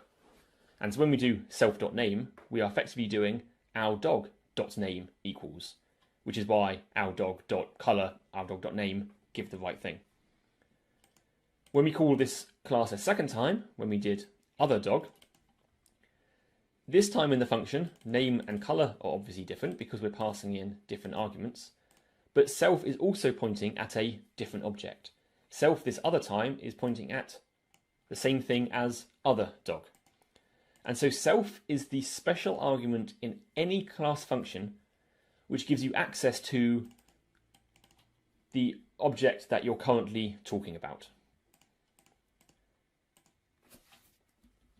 And so because self allows us to talk about various different things about the class, we can use it both to put data into the class, we can also use it to get data out. And so now let's see how we can extend our class here by adding some functionality to it. I said at the beginning that classes combine data and functionality. So far our class is all data. It just defines some data which is held by the class. We want to give our class some functionality as well. And to that end, I come back to our describe function. At the beginning, I was lamenting the fact that you have to remember not only that the first describe function, if I scroll up, took a dictionary and you had to remember to pass in the right dictionary, you had to also make sure the dictionary had the name and the colour attributes or keys inside it. We improved that a bit by saying that our describe function here is going to enforce that as long as you pass in a dog object, it will always have name and colour, because both of those variables are always defined inside the init function. But we still have the possibility that we could pass something completely wrong to dog. We could do describe hello, and when we try and run that, of course we get an error because describe function doesn't understand how to describe a string. It only understands if it's passed a dog object. And so what we want to do is make it so that our function can only ever be called on a dog object, and it can't be used outside of that context. And so I'm going to bring up our definition of dog again and run it so that it's on the screen. And I'm going to go back up to our definition of our class. And I'm going to show you how you can take this function that's currently freestanding and move it so that it's a function inside the class. I'm going to copy the code because it's going to be only a short few steps.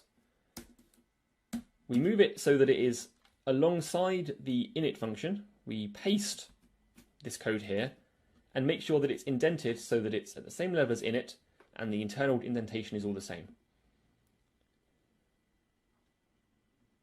The next thing we need to do is, like we had with the init function, the first argument was self. Here, the first argument of describe is going to be self. And as self here was referring to an object of the class dog, likewise, self here can refer to an object of the class dog in the same way that the dog variable in our freestanding function did. That means we can simply rename this variable to be self, rename this variable to be self, and rename this variable to be self, and that's all we have to do. We have now moved the describe function inside the class to be a class function. Class functions are sometimes also called class methods. Those two bits of terminology are somewhat interchangeable in Python. Now when we define this class, it has got two functions on it. I can make our Bruno dog again. We have to recreate our dog because it was still referring to the old version of the class. And that means that we can now do our dog dot, and instead of doing dot name or dot color, we can now do dot describe. Notice that we don't put anything in the brackets of describe, and that because in the same way as self in the init function was automatically put in there, in the describe function, likewise, it's automatically passed in, where the argument that's passed in as the first parameter to describe is taken from the thing in front of the dot. So writing our dog.describe will call this function with our dog passed in as self. And that means inside the function, self.name is doing ourDog.name, and self.color is doing ourDog.color when we call this function here. So that means if we run this code, it gives us back the description of our dog. And there is now no way to call this describe function on anything that's not an dog type. If we try and make a list and do l.describe, that's not going to work because the describe function isn't defined on the list type. It's only defined on the dog type, and this will give an error.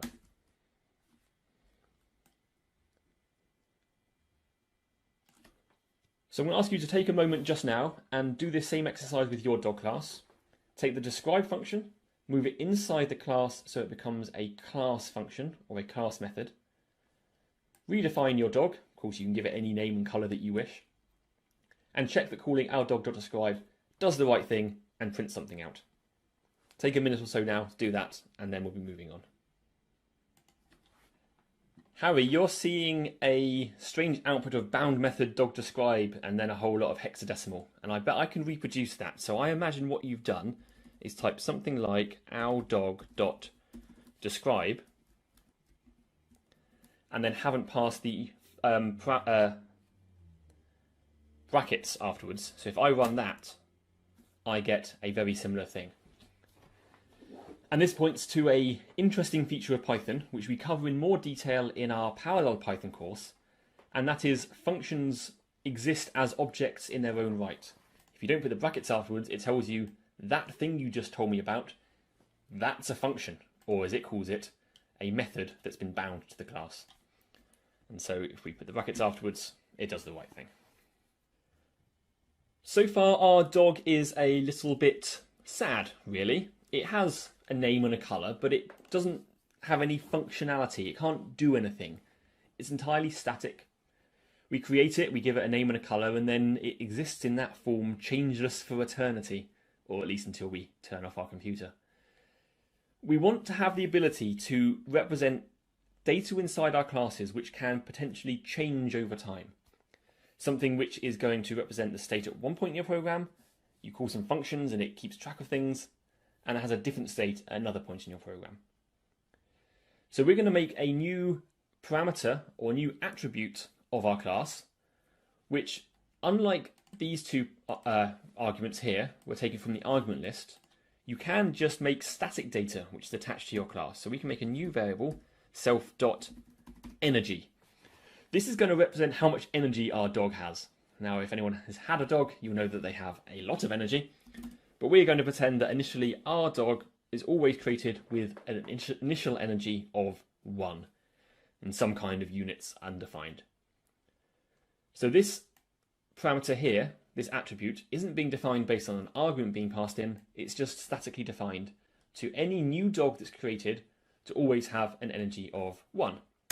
So if I create that and I make our Bruno dog again, in fact, let's make a different dog because we've had some good examples in chat. We had one earlier called Corona.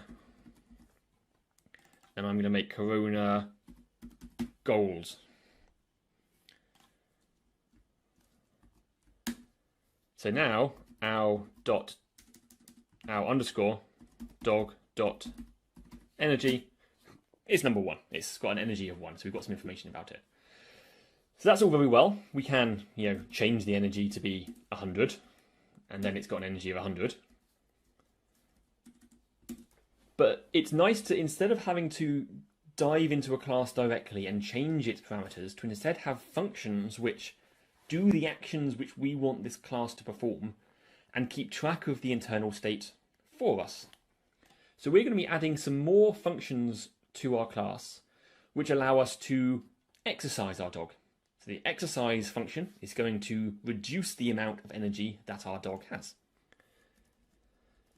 So we go back to our class here, and we're going to add another function, def exercise. Again, it takes the self parameter, self argument.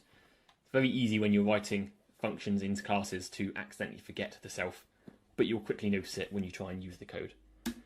And the exercise function or method is going to print out a message telling us that you take self.name for a walk. And then it's going to do self.energy.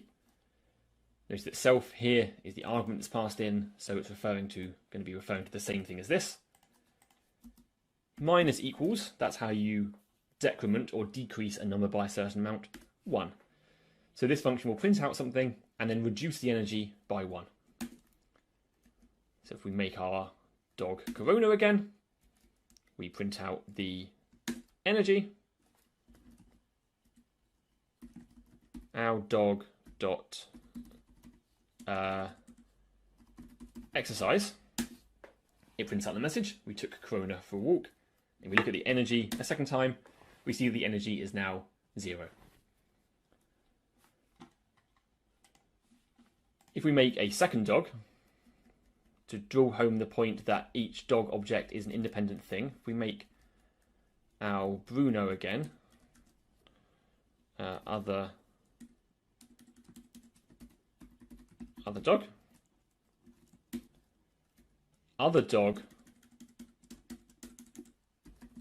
dot energy has not changed. So each dog has got its own internal energy attribute which it's keeping track of.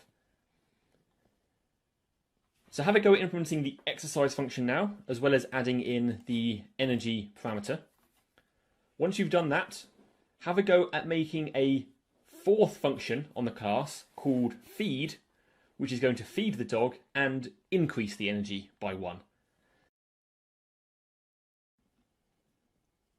I have on the screen here the example of the feed function. So the feed function works exactly the same as the exercise function. It prints out a message saying that the dog eats the food, and then it does self.energy plus equals 1 to increase the energy. So if we define that class, redefine our dog, we can now do other dog dot feed, and it eats the food. We can do it again, and it eats the food again, so that if we look at other dog dot energy, the energy is now 3. So it's a dog with an infinite appetite, which will accrue an infinite amount of energy. But such is life when you're simulating things on the computer. There's some text on this chapter here, which is explaining how this stuff all works. So do have a look at this text later on. All these course notes will stay up permanently. So do have a look through the text here if there's anything you're not clear about. But have a look at the exercise at the bottom here, which is to edit the morse.py script, which is our script which is holding our library code, our functions and our static data, and to create 2 classes. One class called English message, which has the encode function moved inside it, and another class called Morse message, which will have the decode function moved inside it. And then to change testmorse.py or make a new file called testmorse.py, which imports those 2 classes, makes a string and an English message from that string. So this is calling our first class. Calls the encode function on it to get back the encoded text string. Then to take that encoded string and to make a Morse message from it, and to call the decode function on that, and to check that we get our answer back at the end. Have a look at this exercise and see if you can create a class for the encode function called English message and a class for the decode function called Morse message. Again, there is an answer at the bottom of the section, so do feel free to have a look at that answer in case my description of the question isn't good enough, or if you want any help along the way. And likewise, feel free to post in the chat if you have any questions. I'll give you a few minutes for this one because it's a little bit trickier. As to your question there, Emma, about it not changing the energy, I'm going to show you on the exercise here what you've done. So you've written return that string in the same way as you did in the describe function. And that means as soon as the exercise function gets called, it's going to return that string and the function is going to end, which means it's never going to get to this second line here. Instead, change it so that you write print as a function so that it prints that, outputs it, and then carries on to the next line, and that should then work. Gunar's asking, what if I don't put init in a class? So in the example here, if I didn't have an init function at all, it would still work.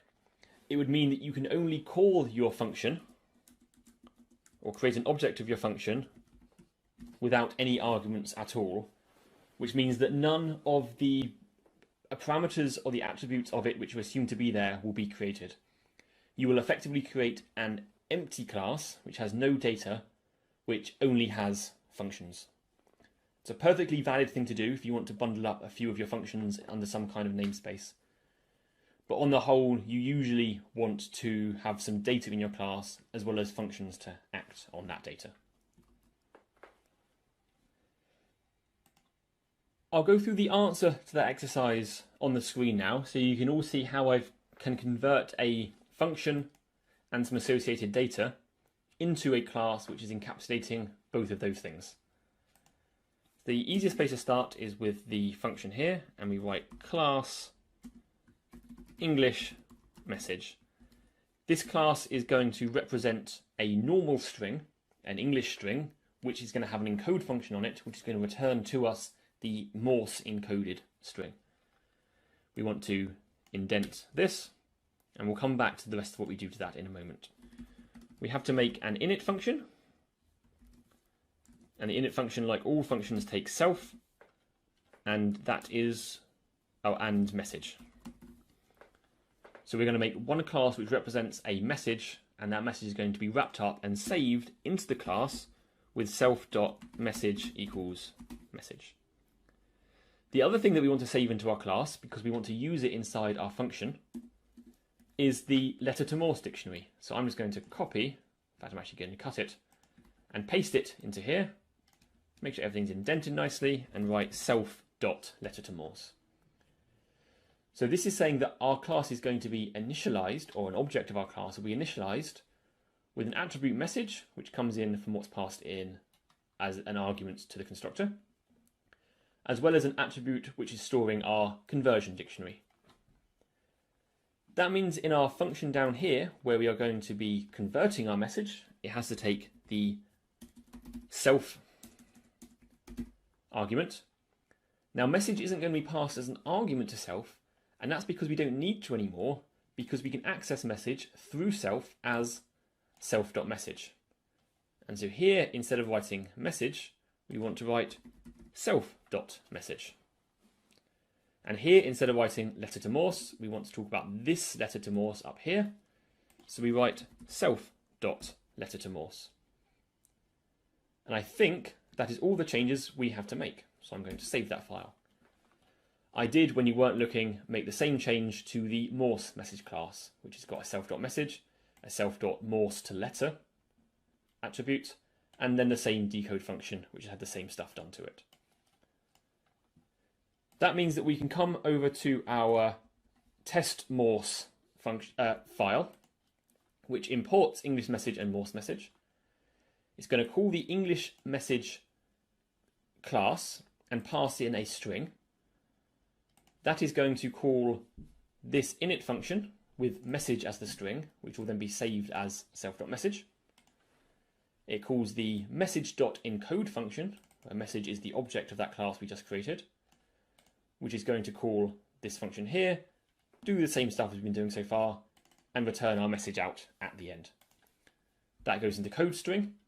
We can then stick that back into the Morse message class and do the same thing in reverse, where we call it, make a Morse message object, call code.decode, and then compare the two.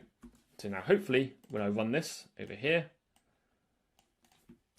I will get out true printed. So that means we now know that everything is working. We could also do from Morse import English message, English message, we'll do our SOS again, M, let's call it M, and we can do m.encode, and we get back our Morse code.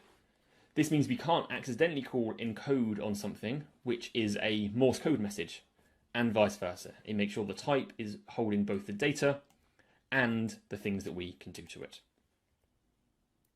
No one's piping up in chat to say they're having any problems or have any questions.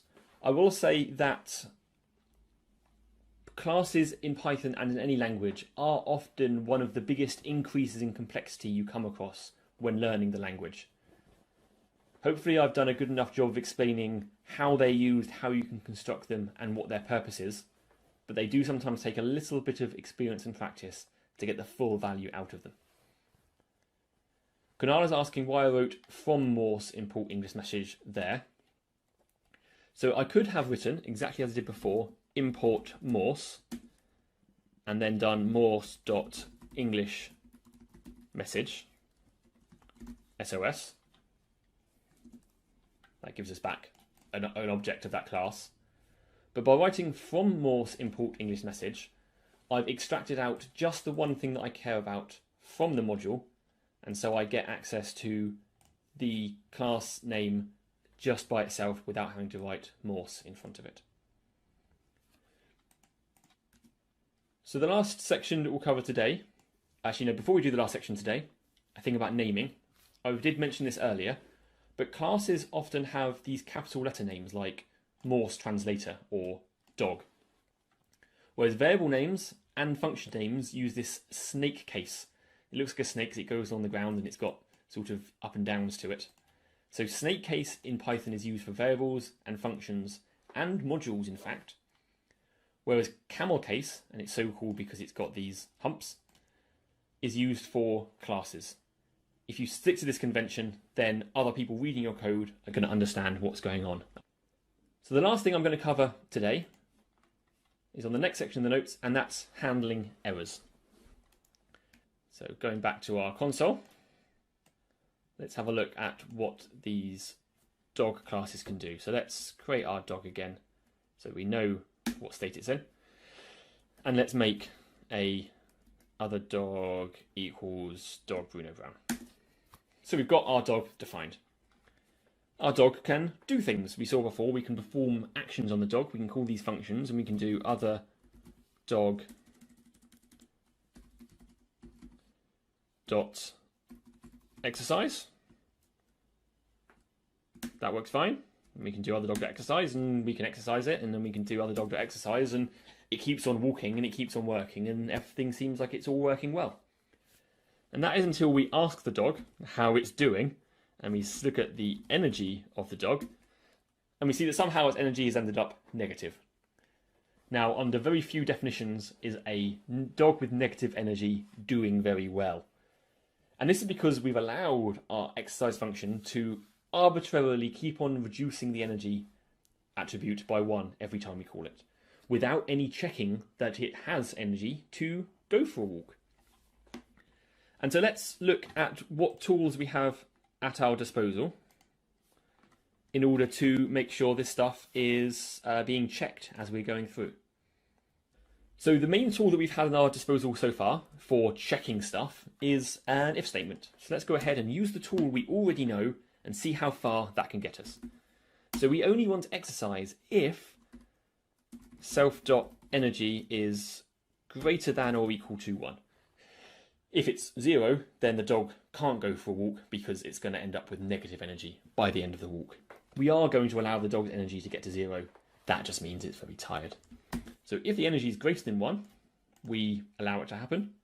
And so if we run this code to find our dog and make our dog, and then exercise it, we get the message printed. If we try and exercise it a second time, we see that no message gets printed.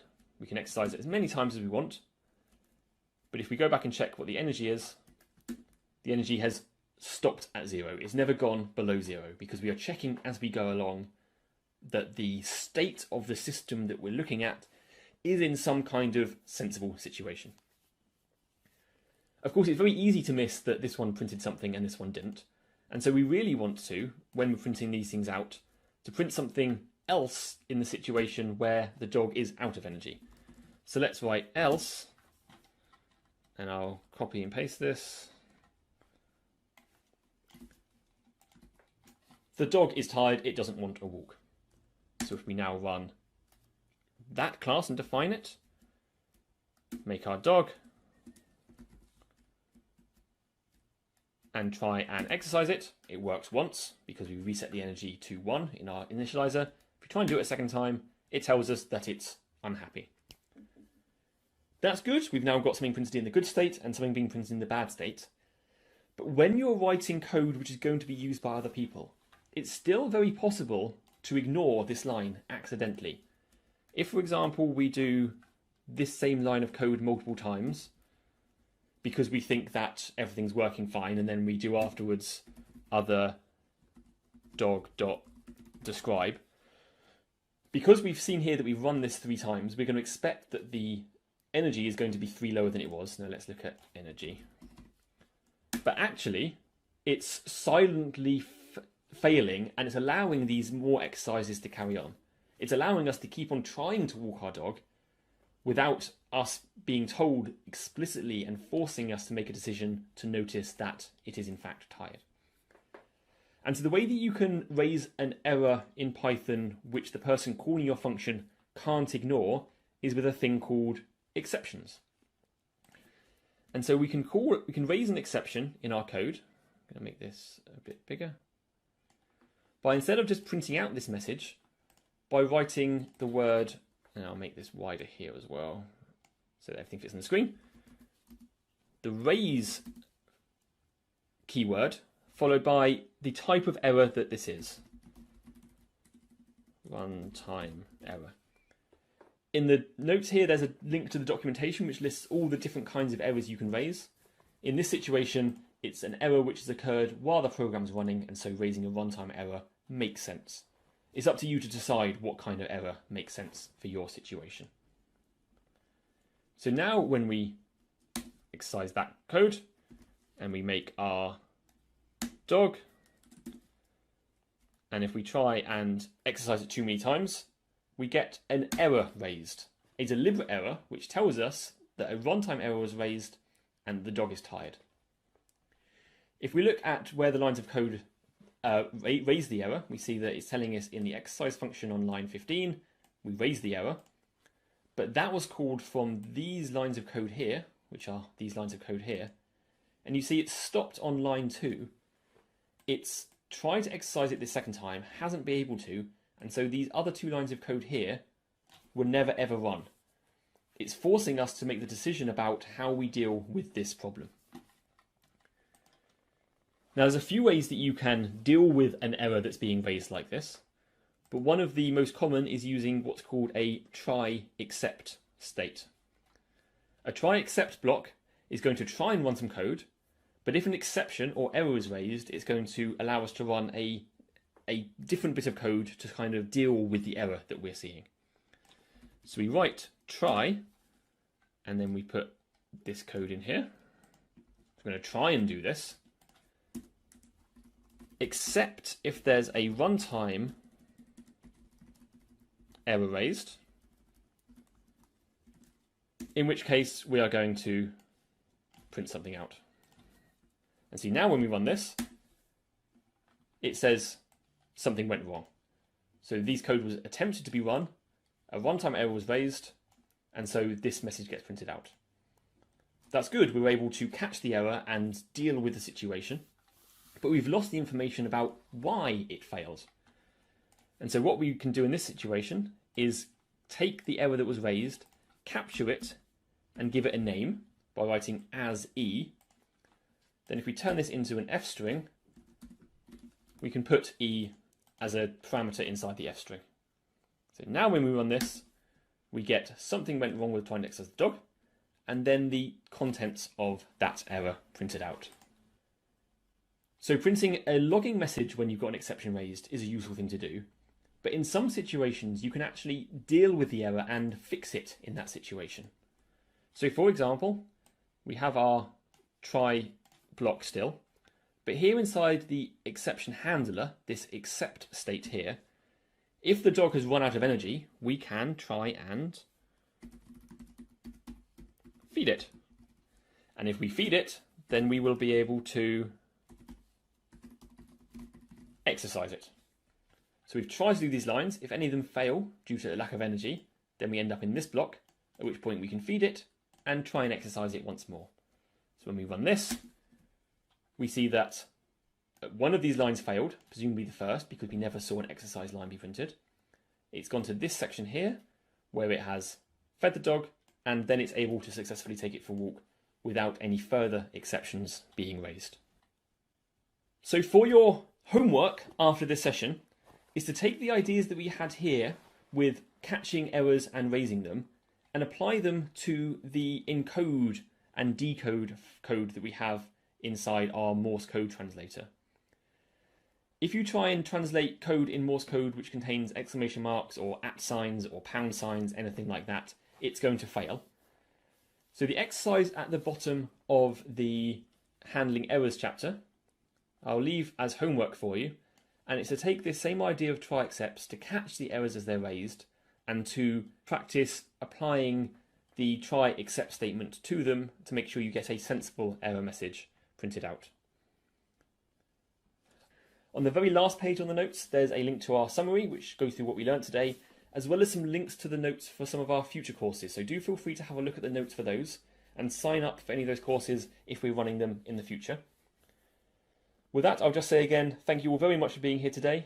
Really great session, and I look forward to seeing hopefully all of you in one of our future courses. Bye-bye.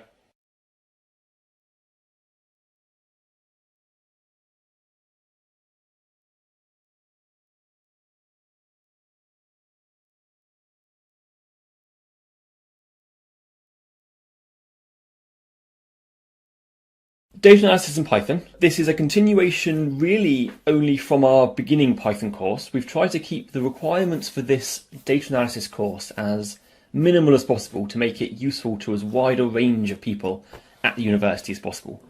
We don't want people to feel they have to be an expert in Python before they can start using it for making their job and life easier. So we only require a relatively small amount of Python experience.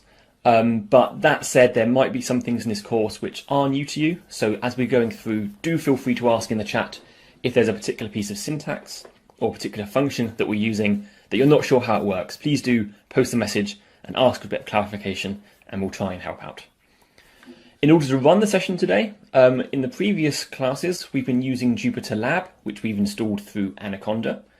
Jupyter Lab, we've been writing text files with our Python scripts in, and then running them in a terminal. In the session today, we're going to be using a tool called a Jupyter Notebook. Now, it's possible some of you have used a Jupyter Notebook before, so just to get a bit of a sense of the room, could people post in the chat whether they have or have never used a Jupyter Notebook before? No, good. So lots of people who haven't used them before, so that's going to be the first thing we go through today. Those who have used it before, this first 10-15 minutes or so, feel free to follow through it as well. Otherwise, since all the material is self-guided, you can just carry on through to the next section without waiting for me to get to it, if you so wish. So the first thing to make sure you've all got is Anaconda Navigator, all started up and running. So I'm just going to give you all a minute or so, or 30 seconds or so, to start that up and have it running in the background before I carry on to actually starting the session. Okay, so hopefully you will have Anaconda Navigator started up now and running. It should look something like what I see on my screen here. You might have a slightly different list of apps, or you might have slightly different versions of things, but hopefully it's a similar kind of idea. Now, I said we were going to be using Jupyter Notebooks today. However, I don't want you to immediately click on the Jupyter Notebook launch button.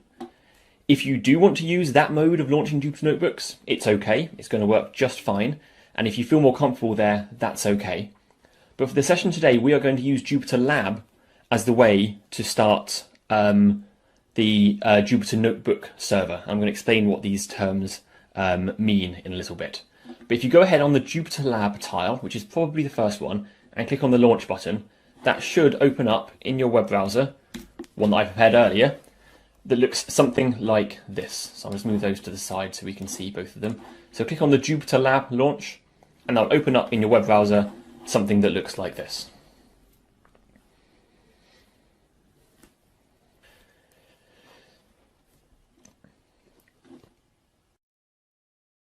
I'm going to go ahead and make this window here full screen and extra full screen, and the rest of the session we're going to be living inside this window here. So Jupyter Lab is a web-based, I say web-based, it runs entirely on your local computer, but it works in your web browser, even though it's entirely local. And it gives you an environment where you can run Python code, you can write Python code. One of the things it has built into it is its own Jupyter Notebook environment. So the very top icon you should see on your launcher, and if you've been to our previous sessions, you might not be seeing the same view. So just go ahead and you might, for example, have something that looks like this. Just go ahead and close all the tabs at the top. That's perfectly fine.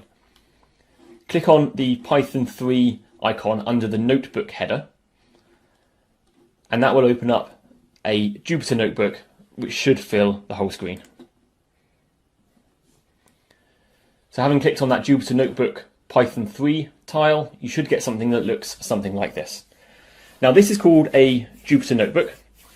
I'll just give you 30 seconds or 20 seconds or so to get this started up, and again, if any issues, post in the chat.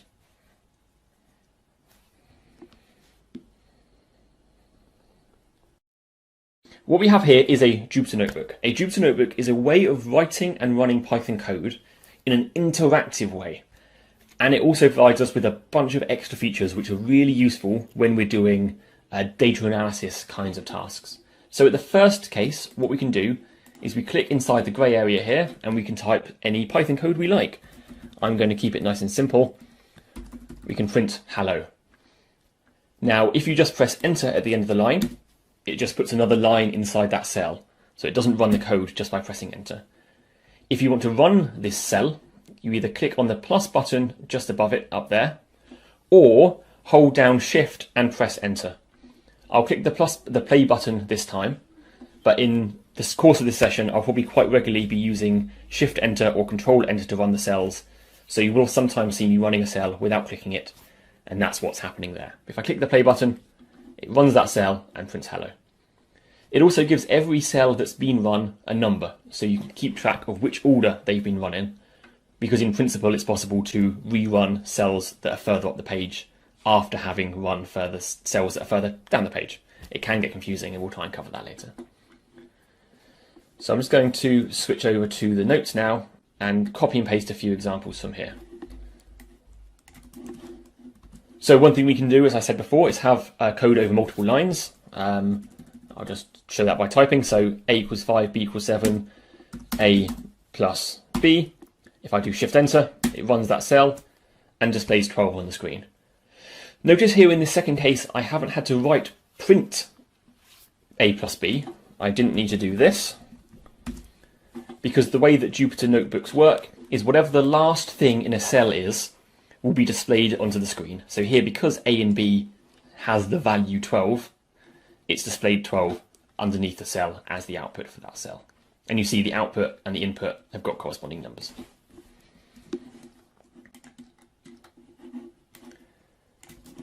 As well as being able to run Python code as we have done in the script so far, it also gives us an extra ability to, didn't mean to make that small, there we go. An extra ability to display output from commands in a slightly more visually pleasing way. Now, don't worry about what this bit of code here does. We're going to be discovering how these things work throughout the session today. I'm just going to make my font a bit bigger. We're going to be discovering how this works throughout the session today. But if you run this, it's going to print something that looks like a nicely presented table of numbers where you hover over it and the lines get highlighted, which is useful when you have larger tables of data. The thing that's really useful, however, is the ability to display plots. So here, again, I'm just copying and pasting this in. We'll be discovering how these things work throughout the course. If I run this cell with shift enter, we get a plot coming up in line. So if you use something like Mathematica, or I think MATLAB can do this, and R notebooks do this too, it lets you run code and get the output from that code right there, and then you can carry on further underneath and, print whatever you want, and you've got the code in line at the point where you ask the figure to be shown. The final thing that it allows you to do is, as well as having cells which contain code, at the top of the window there's a drop-down menu that says code at the moment, and with this cell selected, If I change that to say Markdown, if I click on the Markdown button on the drop-down menu, you see the square brackets at the beginning have disappeared, and now this won't accept Python code and run Python code. It will instead accept Markdown. Now, Markdown is a way of applying formatting and design to plain text. So you can start headers by doing a hash key, and you can write header. And then if we run that cell, you see it turns the word header into a big word header. You can then double click on it to edit it. You can write bold text and italics, or I could if I could spell correctly. And you see it formats it with bold and italics. And so what this allows you to do is to interlace with your code blocks of text which describe what your code is doing. And the real powerful thing about this is it gives you the ability to write a whole